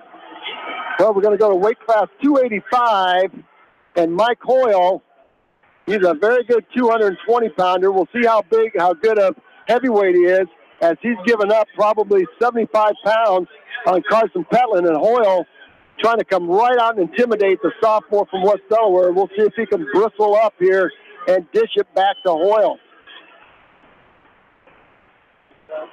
0-0 as we are underway at weight class 285. The Hawks are up 24-6. And we started at weight class 138, and we will finish at weight class 132. So a lot of matches, 5 matches, 6 matches. There's Hoyle in on a double. He's going to try to get the corner on Petlin. Petlin's going to use his size advantage, just snap him down, big Carson Petlin, trying to circle, and he gets his head, lets Hoyle get his head to the outside. Boy, you're not going to neck wrench Mike Hoyle. I'll tell you what, I would like to see Carson Petlin keep his weight on top of Hoyle and grind on him a little bit and make the junior from Solon sorry that he tried to shoot a double on Carson Petlin. 54 seconds left to go. There's Petlin trying to snatch single on Hoyle. There's a nice slide by Carson Petlin as he takes Hoyle off the edge of the mat. Hoyle looks at Coach Williams and say, hey, what am I supposed to do? Coach Williams over there is saying, you got to get to a side, you got to get to a corner because you're not getting through his hips. So he's telling him move side to side and try to hit him with the sweep single, I'm sure. With a snatch single attempt by Carson Petlin as he tries to reach down and grab that, what appears to be a little bitty right knee of Mike Hoyle. This looks like David and Goliath out here at 285. There's an arm drag by Hoyle. Once again, Petlin showing some fancy footwork there as Hoyle tries to get in on a single off the arm drag, and Carson Petlin doing a great job squaring him off. And I like what the sophomore's doing right here, taking his height, his leverage, and his weight advantage and using it against a very good Hoyle. He's 41-1 at 220 and currently ranked second and seeded second in the pairings. All right, it's going to be Hoyle's choice. He will choose down. And Petlin's going to let him up. Good move there. Again, a lot of strategy, Jamie. You know the West Delaware coaching staff has met and has got together and has planned their strategy out for these 3 duels, and they've just done an outstanding job. And they certainly have. And, you know, that was one of the things you knew coming in that, you know, you're gonna have to maybe wrestle. You figured you would probably wrestle Solon coming out of that other side of the bracket, and you know the Hawks. Coach Williams has made some moves, probably some moves that you probably didn't expect, and matches you might not have expected. But the Hawks doing well in those matches right now. Exactly right. There's Petlin reaches down and picks up a single. He's got that single up, and he's gonna drop down on Hoyle. Tries a neck wrench on Hoyle. High leg over by Petlin. He's gonna pick up a 2-point takedown. Woo! Unbelievable amount of action there by the 285-pounder from West Delaware, Carson Petlin, and that just showing that size advantage, but balance there, guys. I guess maybe you can try to neck wrench him. Tell you what, great position there as Petlin showed great mat sense as Hoyle came in deep on the shot, and Petlin reached around and neck wrench and then high-legged over, and I'm telling you what, with a hip ice there, Zach, Hoyle would have been on his back. Yeah, it was really close. It was really, really close, and he sunk his hips just a little bit on him right there. I think he would have caught him. Got 26 seconds. There's a low shot by Hoyle in deep. Tries to catch Petlin by surprise. Once again, heavy hips by Carson Petlin. Let's see if he can stuff and spin here. He's going to try to drive over the top of Hoyle. Now if he can stuff the head of Hoyle, he's got the left ankle picked up. Let's see if he can stuff and spin. Hoyle's trying to hang on for dear life as Petlin's trying to go from right to left and get an angle. 2 seconds left, and Carson's going to run out of time. But great job there by Carson Petlin. Let's see whose choice it's going to be. Petlin's choice. You got to choose neutral. And you know that's the thing. You've got a second-ranked kid, but he's bumping up from 220, and he's wrestling a legitimate 285-pounder. And you can see when he takes those shots, there's just nothing behind it, because once Petlin's able to down block on him, he can't lift, and you can see Hoyle kind of gassing a little bit here because of it. Man, that's a big risk there by Coach Williams. You got your number 2 seed, your number 2 ranked 220-pounder, possibly a shot at the finals, and you're moving him up here in this duel. So risky move, and I'm not sure that was an eye gouge there, but Hoyle's going to take injury time. He's going to try. Like I said, he was starting to stand up, taking some big gas, and he was almost inviting Carson Petland to go hands to the face, and I'm not sure he really got it, but he's gonna take a quick breather here nonetheless. Well, that's okay for Carson Petland as he takes Coach Rep and Coach Voss in the corner there, offering some strategies for their sophomore. I'd like to see Carson go right back to that, use those long arms, go right back to that slide by. There's that slide by attempt, and boy, I almost got the corner on Hoyle. Hoyle is very quick, also at 220. 128 and counting in this match. Again, it's 2-2. There's Petland trying to knee snatch, trying to snatch that right knee again of Hoyle and pick up a 2-point takedown. Hoyle now working the edge of the mat is going to shove Carson Petland off, and back to the middle we go, 118 and counting. And I think right now Petland really frustrating Mike Hoyle because, you know, you're in a heavyweight match. You're going to have to wrestle with a heavyweight like a heavyweight, and I don't think that's where Hoyle likes to be. He likes to take shots, but he knows that he really can't. He really can't take good shots against Carson Petland right now. He's going to drop in again on a single. This time he gets the hips of Petland up. Petland now on a down block, gets his hips back down to the mat. Now let's see if Petland, he does. He hits a go-behind on Hoyle. Carson Petland, a go-behind on Hoyle. Now he's going to chop. Let's see if he can ride Hoyle here. Get on top, make him carry your weight. Hard, tight waist by Petland would be outstanding right now. A sit-out, stand-up now by Hoyle. Referee down looking for locked hands. Petland's going to go to his feet. A bear hug now by Petland. Standing switch by Hoyle. And he's going to pick up a 2-point reversal and tie this thing up at 4-4. 28 seconds left to go. I'm telling you what, Hoyle puts a cross body right in, and we're going to get a stalemate. He can't move him. Can't move him. Boy, if we would have cut him loose right there, you guys called it over there, get the takedown and then cut him loose. We'll see if Carson Petland can pick up a 1-point escape here. There's a tripod stand-up. Hoyle's going to try to tight waist. Short sip by Petland. I tell you what, 15 seconds go. Hoyle is high riding. Petland's got to get his hips up here. Hoyle's got to trying to come off the top. Petland's got to come over. Near fall points by Hoyle. Oh boy, he's going to get 2 on the cheap tilt. Mike Hoyle's going to get 2 points on that cheap tilt right there and win the match 6-4. Boy, oh boy, you guys, what a great match by Carson Petland. And he's not very happy. And again, you go back and look at that tape, and you know, that's experience. You know, you're wrestling, and Hoyle, you know, made the shot when he had to, got the tilt when he needed to, but Carson Petland wrestling an outstanding match there, Jamie. Yeah, he did. And, you know, I don't think anybody expected that match to be that close. And Carson Petland, heck, he just about came up with the pulled off the win there. But, again, and he almost turned into him and got the reversal, but Hoyle just was able to get his hips up on top and get the 2-point takedown or 2-point reversal, but he got the near fall instead. As we're going to move to 106 pounds, as this is going to be Blake Engel taking on Caden Lamb.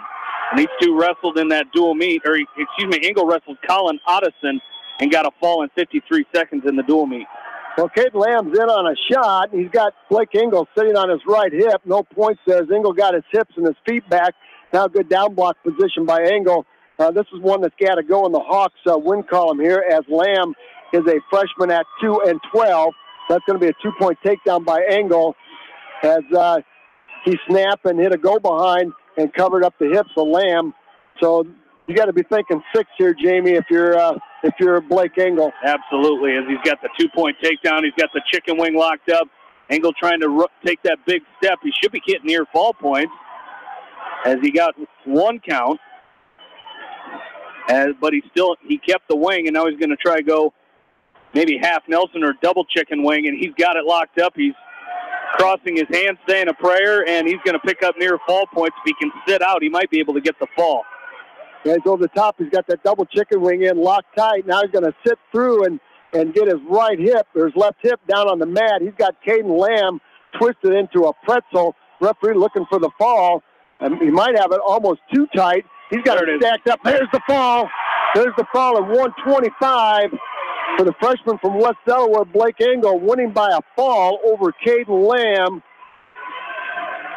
So I'll put the Hawks up now 30-9 as we go to weight class 113. 4 weight classes left. All right, here we go. Luke Farmer, weight class 113. Luke Farmer with a fireman's carry. Let's see if he can get 2 out of it. Oh, he gave up 2. Shot a beautiful fireman's carry, and he gave up the defensive 2 right there as he didn't get his arm out. And it looks like Jacoby Lahr here.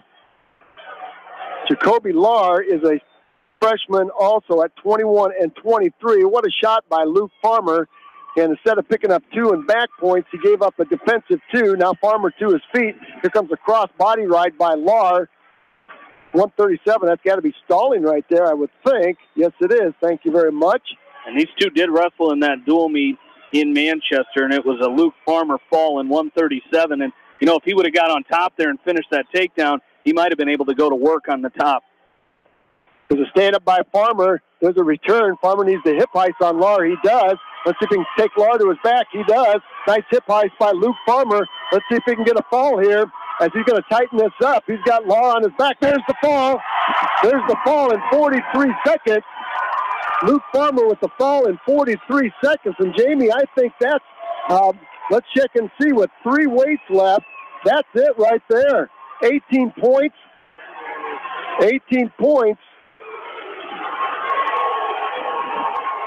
Mathematically, it is over. They were just up 21 points. Yep, so mathematically, now they're up 27. It is over.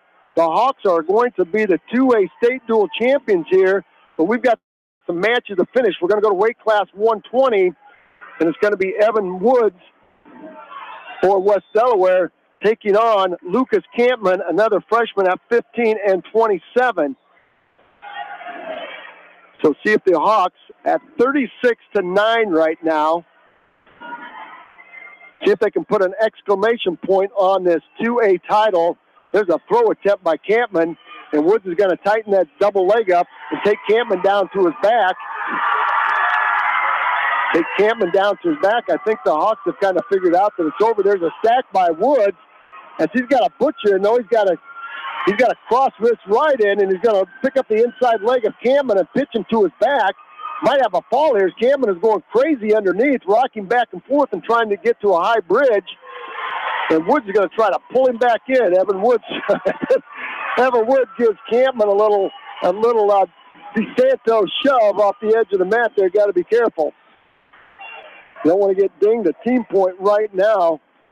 And that's just Evan Woods coming up short in that district last week. Now he's got a tight waist tilt, cross wrist tilt on Campman, trying to throw Campman to his back. Now a half Nelson by Woods. Let's see if he can drive Campman to his back. He's got a ball and chain, a half Nelson. Campman's to his back now, a reverse half Nelson. Two more near fall points by Woods. He goes up now 8-0 with a minute left in period number 1 on a lot of wild and crazy action here. Once again, Woods has Campman on his back. There's the fall right there. There's the fall in 107. 107, Evan Woods will take Lucas Campman to his back for a fall. It is now 42-9 as we go to weight class 126. And we'll probably see Hayden Taylor for Solon. He's an outstanding freshman. And we are going to, Stavely Mowry is going to go out for the Hawks here. So Stavely Mowry taking the mat for the West Delaware Hawks. It's 42-9. Hayden Taylor is 45-2, and I believe seated third, 126. So we'll see how this match plays out. Hayden Taylor, the Walmack champion at 126, and he is very, very good on his feet. Stavely Mowry, though, has a way of slowing very good people down by just staying in great position. Now we'll see if he can slow Taylor down. There's a 2-on-1 Russian tie by Taylor. Mowry counters it nicely with a hard collar tie and backs out. There's that elbow pass by Mowry in deep, and great hips by Taylor. Boy, Stavely Mowry is so good with that elbow pass. There's a low single now by Hayden Taylor. Picks up the left leg of Stavely Mowry. Mowry with a hard whizzer, back trip by Taylor. And Taylor will come with a hard cross face. Right across the right cheek of Stavely Mowry. Tries to lock up a cross face cradle. And he does lock up the cradle. Mowry on the edge of the mat. Hayden Taylor will try to pull Stavely Mowry back onto the mat. Mowry will take a couple of lunges forward, and off the edge they go. 42-9. And Hayden Taylor is going to optional start on Stavely Mowry. 108 and counting. Jamie, look down below us, and Zach, look down below us. The orange and black faithful have taken up a whole section, plus. And I'll tell you what, they will be excited at the conclusion of this dual meet right here. West Delaware Hawks making history at the 2019 state dual meet right here. Mowry, sit out, turn in, and Hayden Taylor's trying to get Mowry to get his head up, and Mowry is going to keep that head down so Hayden Taylor can't throw him to his back. There's going to be a 1-point escape by Mowry, and it's going to be 2-1. And Stavely Mowry, nothing flashy, Zach, but he does a great job. He can frustrate even the best by just his position and what he does in that position. Yeah, Stavely Mowry's doing a nice job just slowing the pace of this match down right now, and I think he's frustrating him, and hopefully he can hit a shot of his own, that slide by that he almost hit the first time. So hopefully he can continue to slow him down and keep this pace at his pace and keep it close so he can, by the end of this match, maybe get a shot to win that. So here we go, back to action. Hayden Taylor.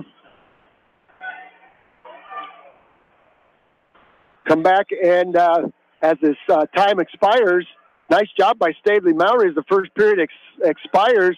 He was in on a shot, and Hayden Taylor had to use the edge of the mat. So we'll see what happens. See what happens right here as Taylor will choose down. Stavely Mowry will ride the right side of the freshman. The freshman from Solon, never in this position before. Stavely Mowry with the tight waist with the left, trying to lock up a chicken wing with the right, doing a good job applying pressure forward, making the freshman carry his weight on his neck and shoulders. At 132, I'm not sure that we'll see Zeb Ganida and Ryan Phillips. Probably save that for the 6:30 show tomorrow as the 2A individuals come underway in the individual tournament. 122 and counting. Mowry up on top, riding Hayden Taylor tough with a tight waist, keeping the hips down, keeping the hips tight.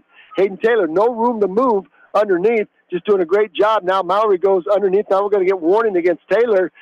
Taylor comes to a quick tripod stand-up. Nice spiral ride by Mowry as he takes him back down to the mat. 2-1 is your score. Under a minute now, second period. Nice tight waist, nice chop. Mowry coming underneath the right arm and trying to attack that left arm. That's a near side roll attempt, and there's a sit-out turn-in by Hayden Taylor, and he's going to pick up a 1-point escape. It's now 3-1. Nice low shot by Mowry. Let's see if he can finish it. He's got a single with his head to the outside. He's going to have to cut across to a double. He does cut across to a double. Let's see if he can finish it. Down block by Taylor. Again, great hips by the freshman as Mowry was in deep. And Taylor just slid his laces down, slid his hips down, and nowhere for him to go. And again, Zach, Stavely Mowry stopped his action. He was in deep on that and stopped his forward motion into Taylor. He hit a beautiful shot right there, and then all of a sudden he squared up and got right underneath his hips. And unfortunately, if he would have just circled to one side and pulled one of those knees down, I think he would have got him to sit to his butt. Well, he came up just short there, but there's a tilt attempt by Taylor, nicely countered by Mowry as he kept his hips high and then shoved Taylor off him. So it's going to be Mowry's choice. He's going to choose down to start period number 3. Only down 5-1. And we'll see what, that's going to be a caution against Taylor for starting before the whistle. And his head was not in the middle of Stavely Mowry's back. So our referee gave a caution here. Don Bosco in Denver Don Bosco up 39-18. So they've got a couple of matches there. Weight class 126 also. Weight class 126 is Southeast Polka ahead of Waverly Shellrock 37-18. They're at weight 126 also. All right, third period underway. Hayden Taylor will start on the left side. Hard chop by Taylor. Tight waist with the right, chop with the left, looking for a chicken wing on the left side of Mowry. Mowry's doing a great job keeping his arms in, hands in, elbows in, but he's going to have to get that head up so he doesn't get dinged for a stalling call. 139 and counting. There's going to be stalling, a quick stalling against Stavely Mowry. That was a very quick stalling against Stavely Mowry. Mowry now up to a tripod stand-up, cross-body right attempt by Taylor. And we'll see if Mowry can get to his feet and shake Taylor down. Taylor now reaches across, hooks the left elbow of Mowry, trying to set up that guillotine. Mowry's got to be careful here not to give up his left arm to the freshman. He's gave up his left arm to the freshman. Now Taylor trying to set up a guillotine, and we're going to get an illegal hold on Hayden Taylor, as that was considered a full Nelson right there by Taylor. So 1 point for Stavely Mowry. Now Mowry is 3 points away from tying this up. Boy, what we wouldn't give for an escape and a takedown by Mowry. So another caution against, that is second caution by Taylor. That is third. That is a third. 1 point for Mowry, 5-3. Boy, wouldn't this be huge right here. Stavely Mowry up to your feet, doing a great job. To his feet, there's a 1 point escape, 5-4. Mowry in on a little shot, and he missed the knee. Elbow pass, missed the knee. Taylor snaps the head of Mowry down and hits a go behind. It's 7-4, 55 seconds left. Mowry wrestling a whale of a match right here, as Hayden Taylor is 45-2 on the year. And now Hayden Taylor stuffs the head of Mowry and looking for a stalling call. Referee not going to give it. Not sure what he wanted right there. Now a hard crossface. That's going to be 1 point. As Hayden Taylor, a little frustration right there, threw a haymaker from left field. Coach Blake Williams saying, use your head right there. Again, that's that flagrant call there, Zach, that you get kicked out of this meet, you are done for the tournament. You are done. I believe you are done for tomorrow. Wouldn't that be something? All right. Referees, it's 7-5. Referee's going to go to the table and get a little clarification. Blake Williams up. And that's going to be 2 points. I think that's going to be 2 points right now. For two flagrants. That's penalty. It's 7-5 still up on the scoreboard. 7-5 up on the scoreboard. Another 1 point for Mowry. Mowry up to his feet. Going to pick up a 1 point escape. Mowry dives back in on a single. Taylor tries to hit him with a go behind. And now a 2 point takedown by Taylor as he catches Mowry in a cradle. He's going to pick up a 2 point takedown. Now he's going to step over the top of Mowry. Mowry's going to roll through. It's going to be 2 point takedown, 2 point near fall. And that's going to make it. Should be 11-6 on the scoreboard. Got to be careful if you're Stavely Mowry right here, as Taylor's trying to load him up with a throw. 11-6, 4 seconds left to go. We'll get a stalemate. Stavely Mowry wrestling a great match here, Zach. And I'm sure the Solon Spartans were expecting bonus points, but Stavely Mowry, he does this to a lot of good wrestlers, and Coach Voss is giving him a great clap right there. 1 point. Another caution. That's 2 points. That should be 2 right there. And the next one, he's disqualified, right? That should be 2. Should be 11-8. Got 1 second left in the match. Should be 11-8. That was his. That's his fourth or fifth. Once again, Coach Lenz has it right. He's holding 2 fingers up. And the referee says, I got it. And that's going to be 1, 1, and 2. That's going to be his fourth caution. Should be 2 points. And our referees are conferring right there, right in front of the score table. And no. There's 1 second left on the match. And that's going to do it right there. It's going to be 11-7. Simple decision for Hayden Taylor. Stavely Mowry wrestling a fantastic match right there. What a great job for the sophomore from West Delaware. Stavely Mowry only giving up 3 right there and giving Hayden Taylor everything he could ask for. And I think we're going to see Gonida right here in Phillips. Let's check it out. I would be surprised if we do, but we'll check it up. Yes, we are. We're going to see Zeb Gonida and Ryan Phillips go at it right here. Gonida is 35-9, and Phillips having an outstanding year. Phillips coming into the tournament is 33-5, wrestling very, very, very, very well as of late. There's a long single shot from Phillips. I didn't like that at all. As Gonida tries to cast around the backside of Phillips. No takedown yet. Gonida's going to drop in on a single. Phillips needs to hit a whizzer right there. No points yet.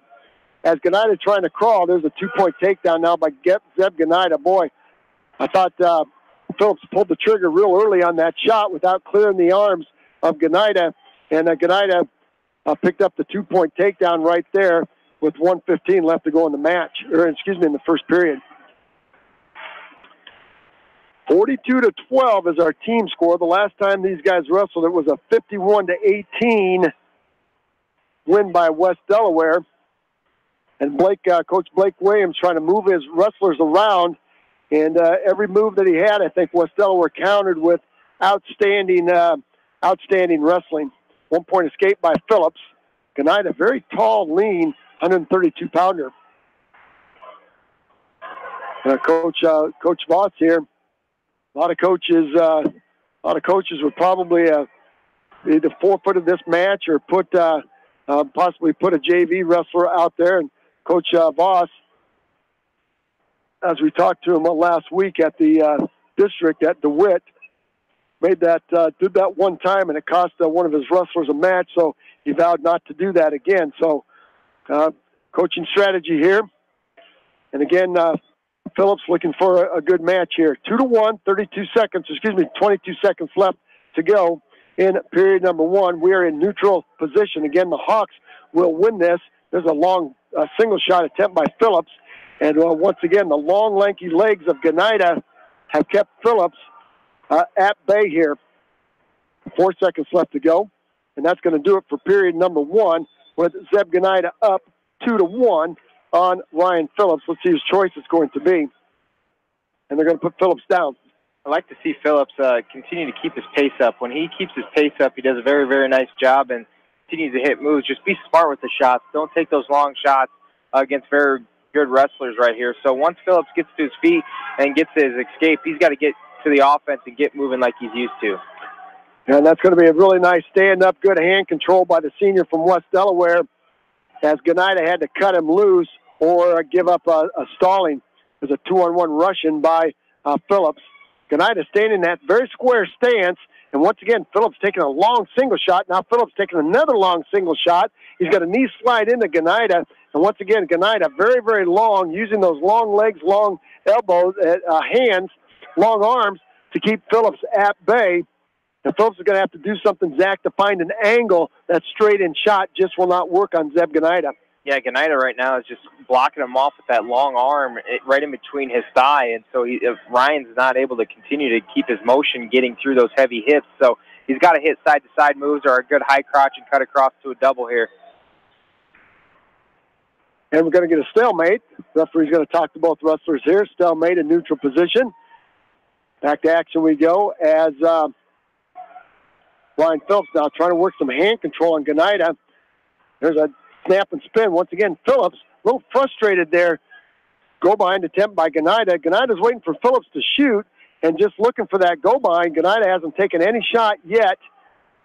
And just willing to counter Russell right there. Now a front headlock by Phillips. The arm drag by Gonida. Gonida's going to get the corner on Phillips, and Phillips is going to shove Gonida off the mat. Boy, that was close right there. Not sure I like that sequence of action by Phillips. You need to hit good, strong shots instead of getting yourself under or your base away from you when you're taking those shots. Keep those knees underneath you every time you take a shot here. Got 25 seconds left to go. Gonida has yet to take a shot. The action has all come from Ryan Phillips, which it usually does. And 2-2 is your score here. The dual meet has been locked up since the weight class, I think it was the weight class 113 is when the Hawks locked this thing up with a Luke Farmer fall. And so now it's just been how much will the Hawks win by. Let's see his choice is going to be. It's going to be Ganida's choice. He takes a peek at the scoreboard. It's knotted up at deuces. Knotted up at deuces right there. And over on mat number 6, it appears the Southeast Polk Rams are going to be your 3A dual champion with a 37-27 hotly contested match there. I'm telling you what, that 3A team race could be very, very interesting. All right, underway there. There's a knee slide to a stand-up. Phillips tries to hook the chicken wing up. He does. He's got a chicken wing on the left side of Ganida. Ganida tries to hip into Phillips. Phillips will have to readjust. Now stand-up by Ganida. Phillips is going to try to backtrip Ganida. He's going to split the hands on Phillips. And a one-point escape by Ganida. Now it's 3-2 in favor of Zeb Ganida, and he's a junior. He's 35-9. Once again, the Solon Spartans, senior dominated at the top, very young below. Their first 8 wrestlers listed in our program are all freshmen, so something for Coach Blake Williams to build on. 3-2, 113 and counting. Phillips now trying to head snap. I'd like to see him maybe try to circle. There's a nice shot. Nice shot. It went switch sides. Could be a 2-point takedown. Let's see if Phillips can limp arm out of it. He's got a leg hook. That's 2 right there for Phillips. He ends up with a cross body ride on Ganida. He goes up 4-3 with 52 seconds left to go. Now he's got to be careful with that cross body ride. And we're going to get a quick stalemate. Thank you very much, Mr. Official. That was a quick stalemate. That was a figure 4 again, wasn't it? Figure 4. So 4-3. Ryan Phillips switched sides on that, Zach. I love that shot right there by Phillips. He was shooting at the right side, then quickly shot to the left side and caught Ganida by surprise. Now chicken wing by Phillips, and Ganida's going to come to a stand-up. Phillips is trying to bump him forward 35 seconds. Phillips in great position right here. He's got a chicken wing on the right, half Nelson on the left, and he's trying to drive Ganida. He should have stayed on the other side. Be careful there. He's going to give up 1. No, he's not. He's going to drop in on a single. Got to be careful not to give up a 2-point reversal here as Ryan Phillips drops in on a single. 18 seconds left to go. Phillips locked on, and we're going to get a quick stalemate again. Thank you very much. Phillips burned some time there. He's got to take a peek at the clock. It's 15 seconds. Now you need a spiral ride. Lock that chicken wing back up. Keep your weight forward, Zach McCool, and hold Ganida down for 15. That's going to be a caution against Ganida right there. Coach Pat Phillips in the corner. He is on the edge of his seat. Ganida won this match, I believe, in the first duel. There's a nice ankle. Nice job by Phillips. Picked up the ankle. Now he's going to lock up a chicken wing. Knee slide to a stand-up. 7 seconds left to go. Back trip by Phillips. He's got Ganida back down to the mat. 3 seconds. That's going to do it right there. Great win by by Ryan Phillips over Zeb Ganida. 4-3. Outstanding match right there. That's going to put the exclamation point. The senior from West Delaware gets a payback win right there. And the Hawks are going to be the 2A state champions here by a final score of 45-12. What a match that was, as the Hawks are going to shake hands with the Solon Spartans. That's a huge win right there going into the traditional state tournament tomorrow for him right there. I think that's going to burst his confidence and keep him moving up the ladder. Well, exactly right. Well, let's take a short break right here, and we're going to catch our breath, and we're going to add up our facts and figures right here. We'll have the totals for you, and Jamie is off to the races trying to get some audio from Coach Voss, and Jamie is down Matt's side. So let's take a short time out, and we'll add these figures up. We'll be back for the recap, and then maybe we'll have Jamie Baskey back on top with us. So stay with us. You're listening to 2A State Dual Action right here from the Well on Eastern Iowa Sports Leader, Mix 94.7 KMCH. Contact me, Chad Frazier, at BC Land Services in Earlville for all your maintenance projects such as tree removal and trimming, small dirt work projects, lawn seeding, and more. BC Land Services is fully insured and licensed. Contact me at 563-590-8074 or on Facebook. And best of luck to all area athletes and coaches. Stephen Motors, the only GM service dealer in Jones County with GM trained technicians. Check out their large selection of Buick and Chevy vehicles and GMC trucks. Stop by Stephen Motors in Monticello today. This is Sarah from It's So Me Boutique in downtown Dyersville, inviting you to stop in, look around, and let us assist you in finding the perfect outfit for any occasion. We offer fashion-forward trends for women, including plus sizes, baby clothes, shoes, and fun accessories to complete any look. It's So Me Boutique in the heart of downtown Dyersville. And check out our Facebook page. Animal Health Clinic wishes all area athletes in tournament action the best of luck. Doctors Borick, Meyer, and Weaver look forward to tending to the health needs of animals large and small. Animal Health Clinic at 15th Avenue Southeast in Dyersville, open weekdays 7:30 to 5 and Saturday 7:30 to noon with emergency services available. Call today. Edgewood Feed Mill Construction is a general contractor and will assist you with the construction of your livestock facility start to finish. For more information on Edgewood Feed Mill Construction, contact Steve Harris at 563-920-7835. Kleesner Sanitation is always taking new customers for commercial and residential properties. If you need a large dumpster or container for new construction projects and roll-offs, call Kleesner Sanitation. Good luck from Kleesner Sanitation. Hello, this is Fred Smock from Dunlap Motors in Independence. We are proud to support local school programs. So if you are looking for a new Chevy, Buick, or certified used car or truck, or just want to stop and say hi, stop in. That's Dunlap Motors in downtown Independence. Bi-County Disposal specializes in commercial and construction disposal needs. They have a variety of containers available from 2 to 30 cubic yards. Whatever it takes, Bi-County Disposal in Dyersville, serving Dubuque and Delaware counties. Clayton Drug supports all the area athletes and coaches on a successful season. Stop in and visit with one of their pharmacists today and be sure to check out their large selection of home decor and gift items. Clayton Drug in Strawberry Point, a local pharmacy you can trust. Hey area athletes and coaches, my name is Brooke. I am cheering you on the sports season. Krogman Construction would like to congratulate all area athletes and coaches on a successful season and wish them continued success in tournament action. For all your building needs, call Krogman Construction at 563-920-8202. For the best selection of Chevy, Buick, and GMCs in the area, see Bob Stephen Motors in Manchester. We offer straightforward pricing and carry a low overhead, so we can pass those savings on to you. We also take care of you after the sale and offer a state-of-the-art service department with ASE trained technicians. For a full list of our inventory, visit us on the web at bobstephenmotors.com.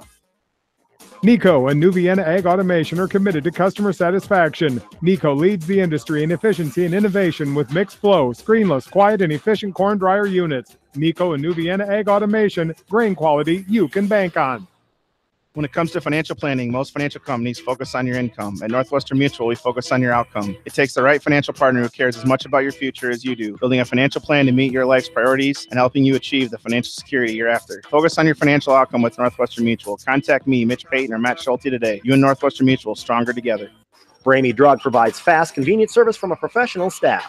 Enjoy off-the-street front row parking and drive-through window to make dropping off and picking up your prescriptions a breeze.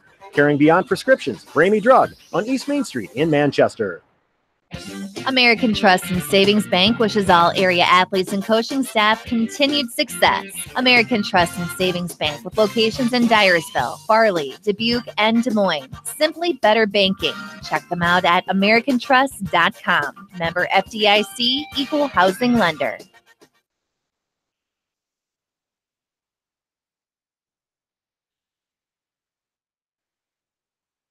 A record of 21-1, Coach Jay Gross and Ankeny Centennial. And welcome back to the well, a very excited well. I'm telling you what, orange and black faithful, Hawk Nation. I'll tell you what a sight to see on the bottom of the floor of the Wells Fargo Arena. We've got the West Delaware Hawks celebrating their state dual meet championship. And one cool thing they do right now, Zach, is the champions get hats. And, you know, that's a great thing. They get state championship hats. They got a great trophy there. They got a great banner to hang up in the Seedorf Gymnasium, another trophy to put into the trophy case. And what an exciting dual meet that was. What an exciting tournament for the West Delaware Hawks as they get ready to take a team picture. All the coaches down there and the cheerleaders and everybody involved with the West Delaware program right there. They're going to be in a team picture out in front. While they'll take that picture, let's go ahead and do a recap of this very outstanding duel that the Hawks wrestled here. Well, we started at weight class 138, and the outstanding freshman from West Delaware, Jaden Payton, using 4 takedowns, to defeat Aiden Dahl by a score of 9-1. A major decision, 9-1, and that set the tone. Zach, that set the tone for the duel right there. Yeah, once again, every single person came out here, and we knew it. They're light, and he came out here right away, right out of the chute after being light in the locker room, and then put on his game face, and it was go time. And that set the tone for what would take place in the rest of this duel. So 9-1 major decision for Jaden Payton, put the Hawks up 4-0. Then at weight class 145, Cale Meyer taking on the senior Colton Spillman from Solon. It was another major decision as Cale Meyer racked up 2 takedowns and a lot of back points to win 11-2 for another 4 points for the West Delaware Hawks. That made the score 8-0. Then at weight class 152, Mitchell Mangold taking on Caleb Ebert, and Mangold winning by a fall in 3:15.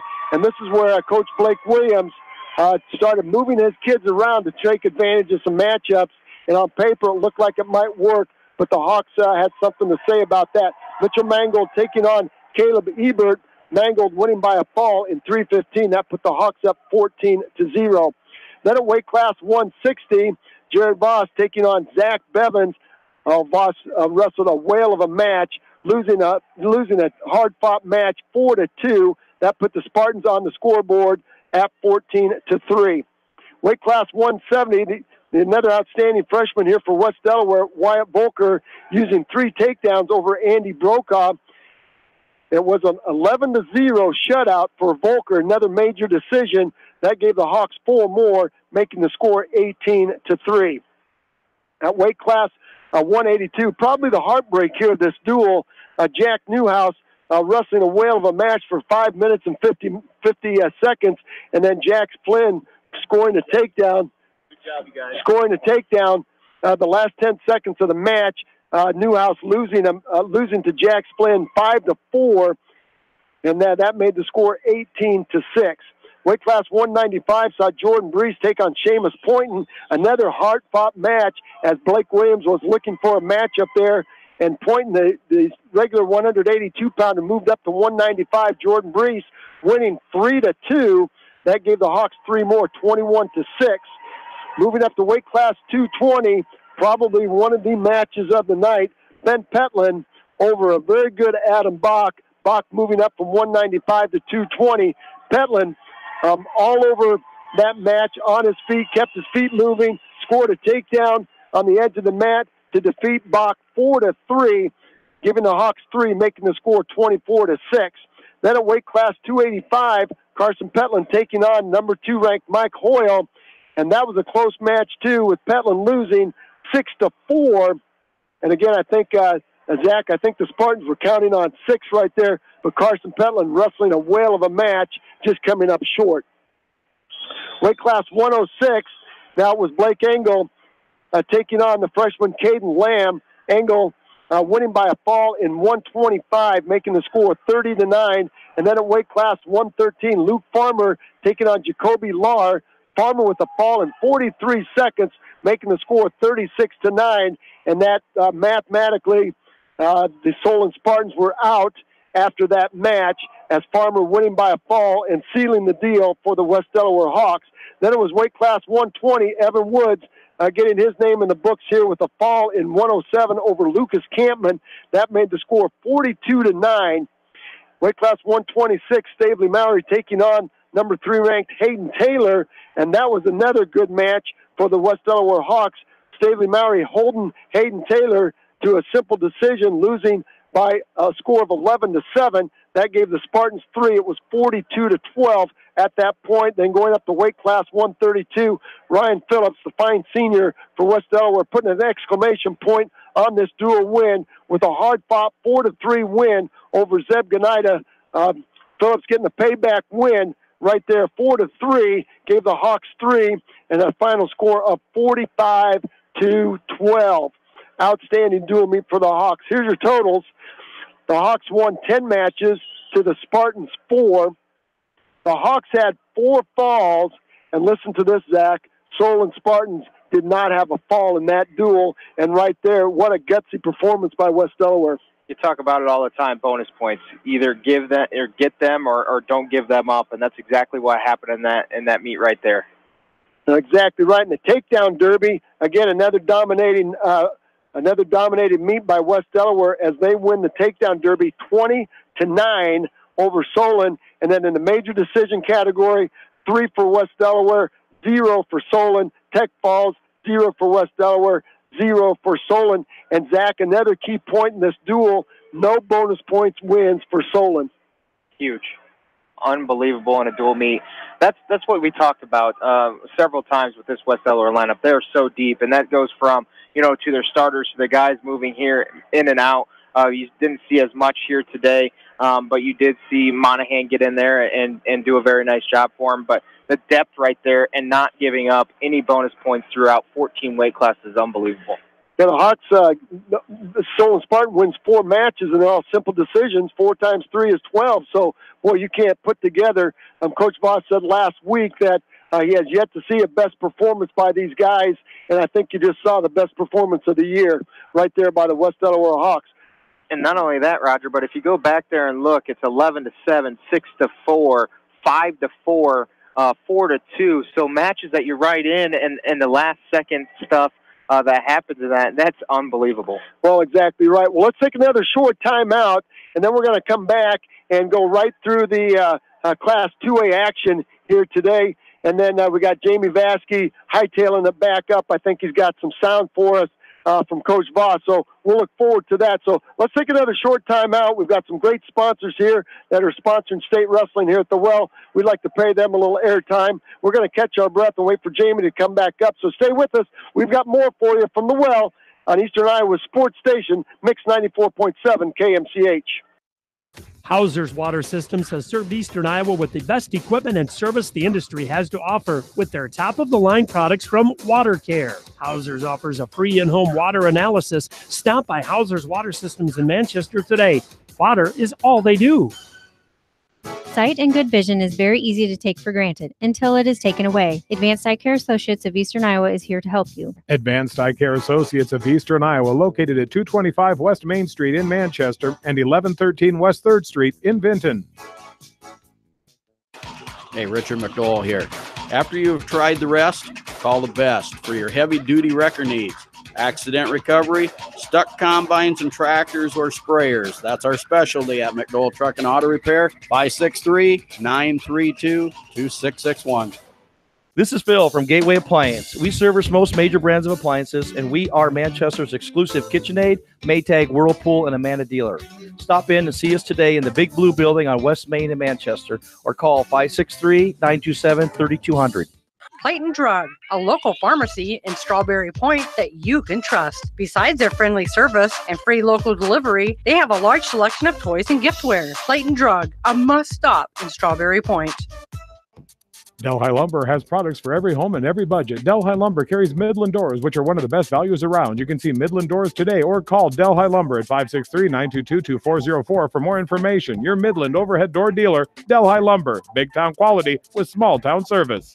Simon's Grain and Feed wish all area athletes and coaching staff continued success in tournament play. For all your feed and grain needs, see the experts at Simon's Grain and Feed in Manchester or Hopkinton Feed and Grain, locally owned and operated. This is Dr. Tim Collier from Dental Associates of Manchester. We take pride in the environment we provide our patients with a caring attitude and unsurpassed comfort. For the kind, compassionate, and competent dental care you deserve, call us at 927-GRIN. Dental Associates of Manchester, creating healthy smiles for life. Nutrient Ag Solutions in Independence never loses sight of the American farmer, and they offer a complete line of high-performance input products. Contact Nutrient Ag Solutions in Independence to profit from their experience. Whether you are thinking of buying or selling your home, give Homefront Realty a call. We are here to be your advisor, negotiator, and facilitator in the real estate game. Homefront Realty will save you time so you can spend your time cheering on the Hawks.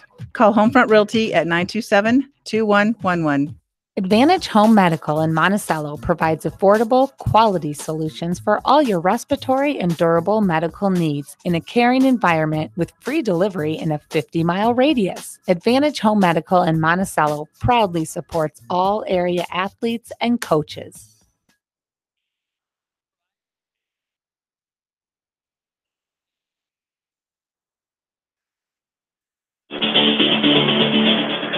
And a very good evening, wrestling fans. Welcome back to the wild and crazy Wells Fargo Arena as the West Delaware Hawks are firmly planted on the blue mat, number 4, as they are still in celebratory mode as they are celebrating the Class 2A dual team championship here. Not been done since 1991. And the Hawks, they got some proud seniors out there right now in front of the banner, in front of the trophy. Got some great shots going on. And the Hawks winning this final match 45-12, but let's look at what they did to start the day. Seeded number 1 in the tournament, and we talk about the target that the Hawks had on their back. They did not flinch one iota today. They wrestled loose, they wrestled confident, they wrestled aggressively. The Hawks took on Sergeant Bluff Luton to start the day at 9 a.m. It was a 58-20 win by West Delaware. And then they took on a very good Cresco team who upset number 4 Davenport Assumption, and West Delaware put the pedal to the metal there, winning 51-28. Possibly could have been a lot more than that, but a very dominating win there by West Delaware, 51-28 over the Cadets from Cresco, and then taking on number 2 seeded Solon out of the WAMAC, and West Delaware put the hammer down 45-12. And Jamie, we talked, Coach Voss said in a comment on Coach's Corner, it might have been last week, that he's waiting for the West Delaware team to show up. He said they got more to give, and he's waiting for them to put forth their best effort as a team. I think we just saw it right there. Well, I had a chance. I was down there and talked to Coach Voss, and he still thinks there's a little more left in the tank. But, as Coach Voss is going to say that, but I tell you what, that's a happy bunch of Hawks down there, and rightfully so. They did something that hasn't been done since 1991. I was standing down there with a junior on that 1991 season. Pat Lochran was over there watching closely as his alma mater won the first state dual title since he was in school. Also got a chance to catch up with West Delaware senior Mitchell Mangold before or after that duel, as a pretty happy group of seniors as well.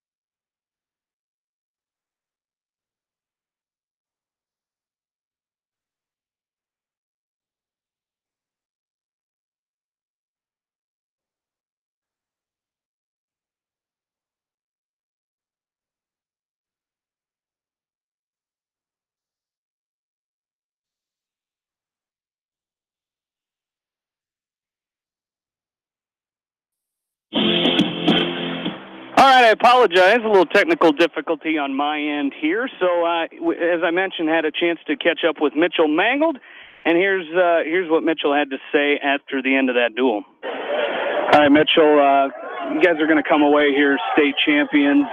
Win the duel. You were still a little young for the 2012-2013 runner-up finishes. What's it feel like for you in your senior year to get to the state duels and come away with a title?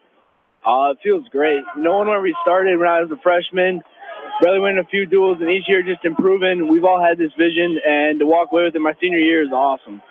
You guys, some different moves. You didn't wrestle who you thought you were going to wrestle, but came out and got the pin for your team, and that was huge. Really set the tone for this entire duel. Yeah, I mean, I thought I was going to have a rematch with Bevins again, but they didn't throw them out there against me, so I knew I had to put up bonus points for my team. Took me a little longer than I thought, but still got the job done. Now you get 3 matches in today, get ready to wrestle, or 2 matches in today and get ready to wrestle in the tournament tomorrow. What's this do for you moving forward in the traditional tournament as a state champ with the team title? It just gives me a nice little warm-up, getting my offense going before the big tournament, go out with a bang. Congratulations, buddy. Thanks, Jamie. And that was senior Mitchell Mangold.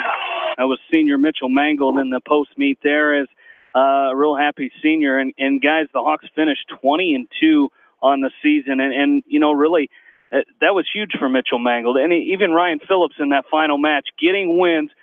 You know, Ryan Phillips would have been real easy for him to come out here, Roger, and just, you know, we're going to be state champs. Doesn't matter if I win my match or not, but that's not the mentality he took.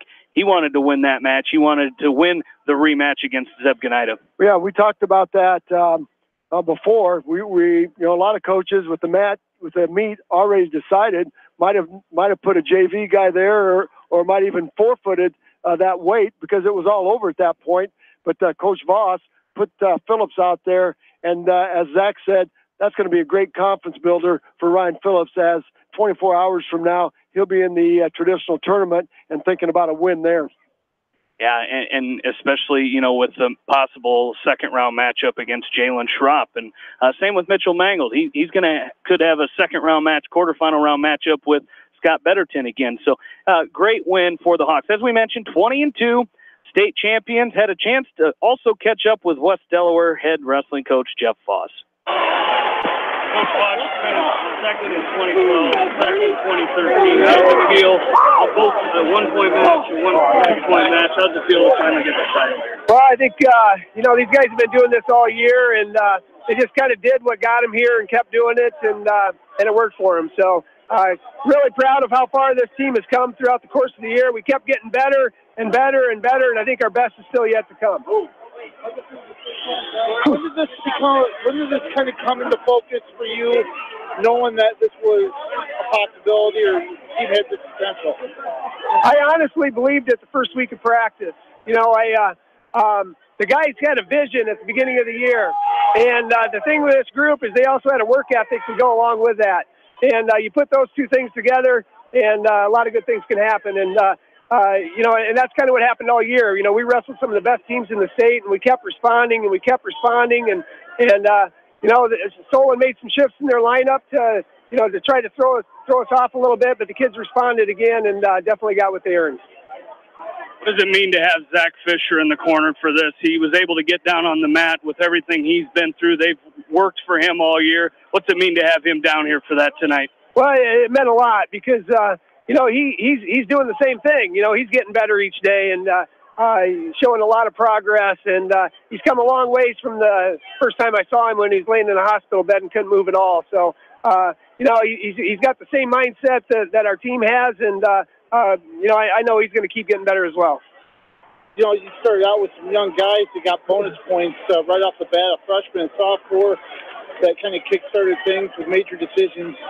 You know, how big was that for the team, and what does that say about the young talent on this lineup? Well, I think, you know, you heard him at the end that, you know, every day in practice, before and after practice, we talk about being aggressive and relentless. And if you do that, you're going to score bonus points. And, again, it's something they've done all year, and, you know, they did it again today. And that was West Delaware head wrestling coach Jeff Voss. As again, Zach, you and I were both a little young for that 1991 state championship team. Roger was not too young for that. He probably remembers that. I remember that. Yep. Zach, you were here for the 2012, the 2013. You were an 8th grader when the Hawks finished as runners-up in 2003. And then, of course, you were on some state dual meet teams as well. I think a 3rd-place team and possibly, I think maybe a 4th-place team. To finally get over that hump in Coach Voss's coaching career, great deal, big deal for him.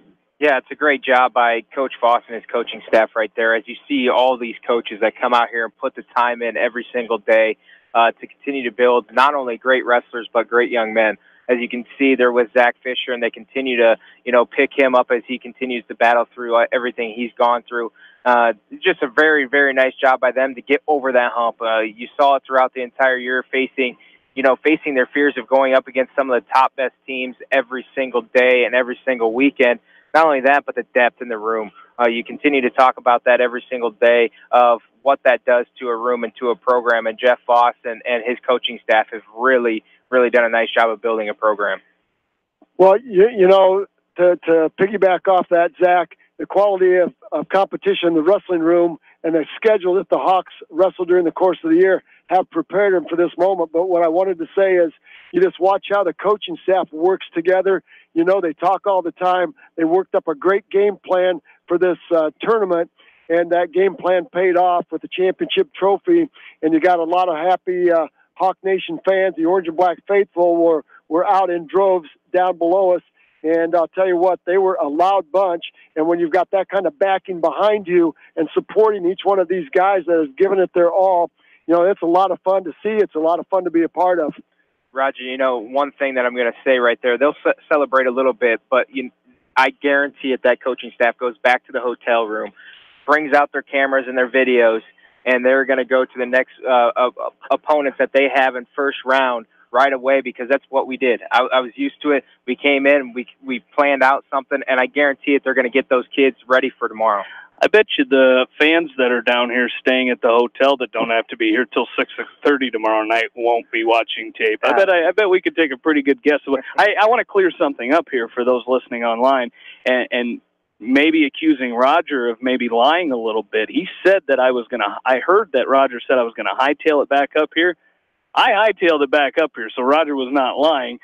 We had to take a little bit longer of a break there so I could catch my breath, but I did hightail it. I sprinted from that elevator. Okay. I couldn't even say. I jogged, a quick jog. I don't sprint. I don't have a very good gait, but I did make it in a quicker than normal fashion. But I tell you what, it's all worth it because the Hawks are walking out of here today as state champions. Don't forget our other 2 teams that were here today, Western Dubuque and Independence, as those 2 teams both went 1-2 on the day, as Independence lost in the first round to Solon at 51-21. They then came back and beat PCM Monroe 39-36 and lost to Davenport Assumption 39-35. So the Mustangs finish in 6th place today. And Western Dubuque also went 1-2, lost in the first round to Southeast Polk, the eventual champion, 72-6. They then lost to Waukee 51-14 and defeated West Des Moines Valley 46-28 to finish in 7th place today. So a good day at the state dual tournament, as of course our coverage starts again tomorrow with the individual tournament bright and early. So we're not going to be celebrating too long tonight as well, Zach, as we've got a busy day coming your way. We've got a busy day coming your way tomorrow starting at 9 a.m. as, of course, the Class 3A wrestlers will be up first. And, of course, that means the Western Dubuque Bobcats in their 5 state qualifiers.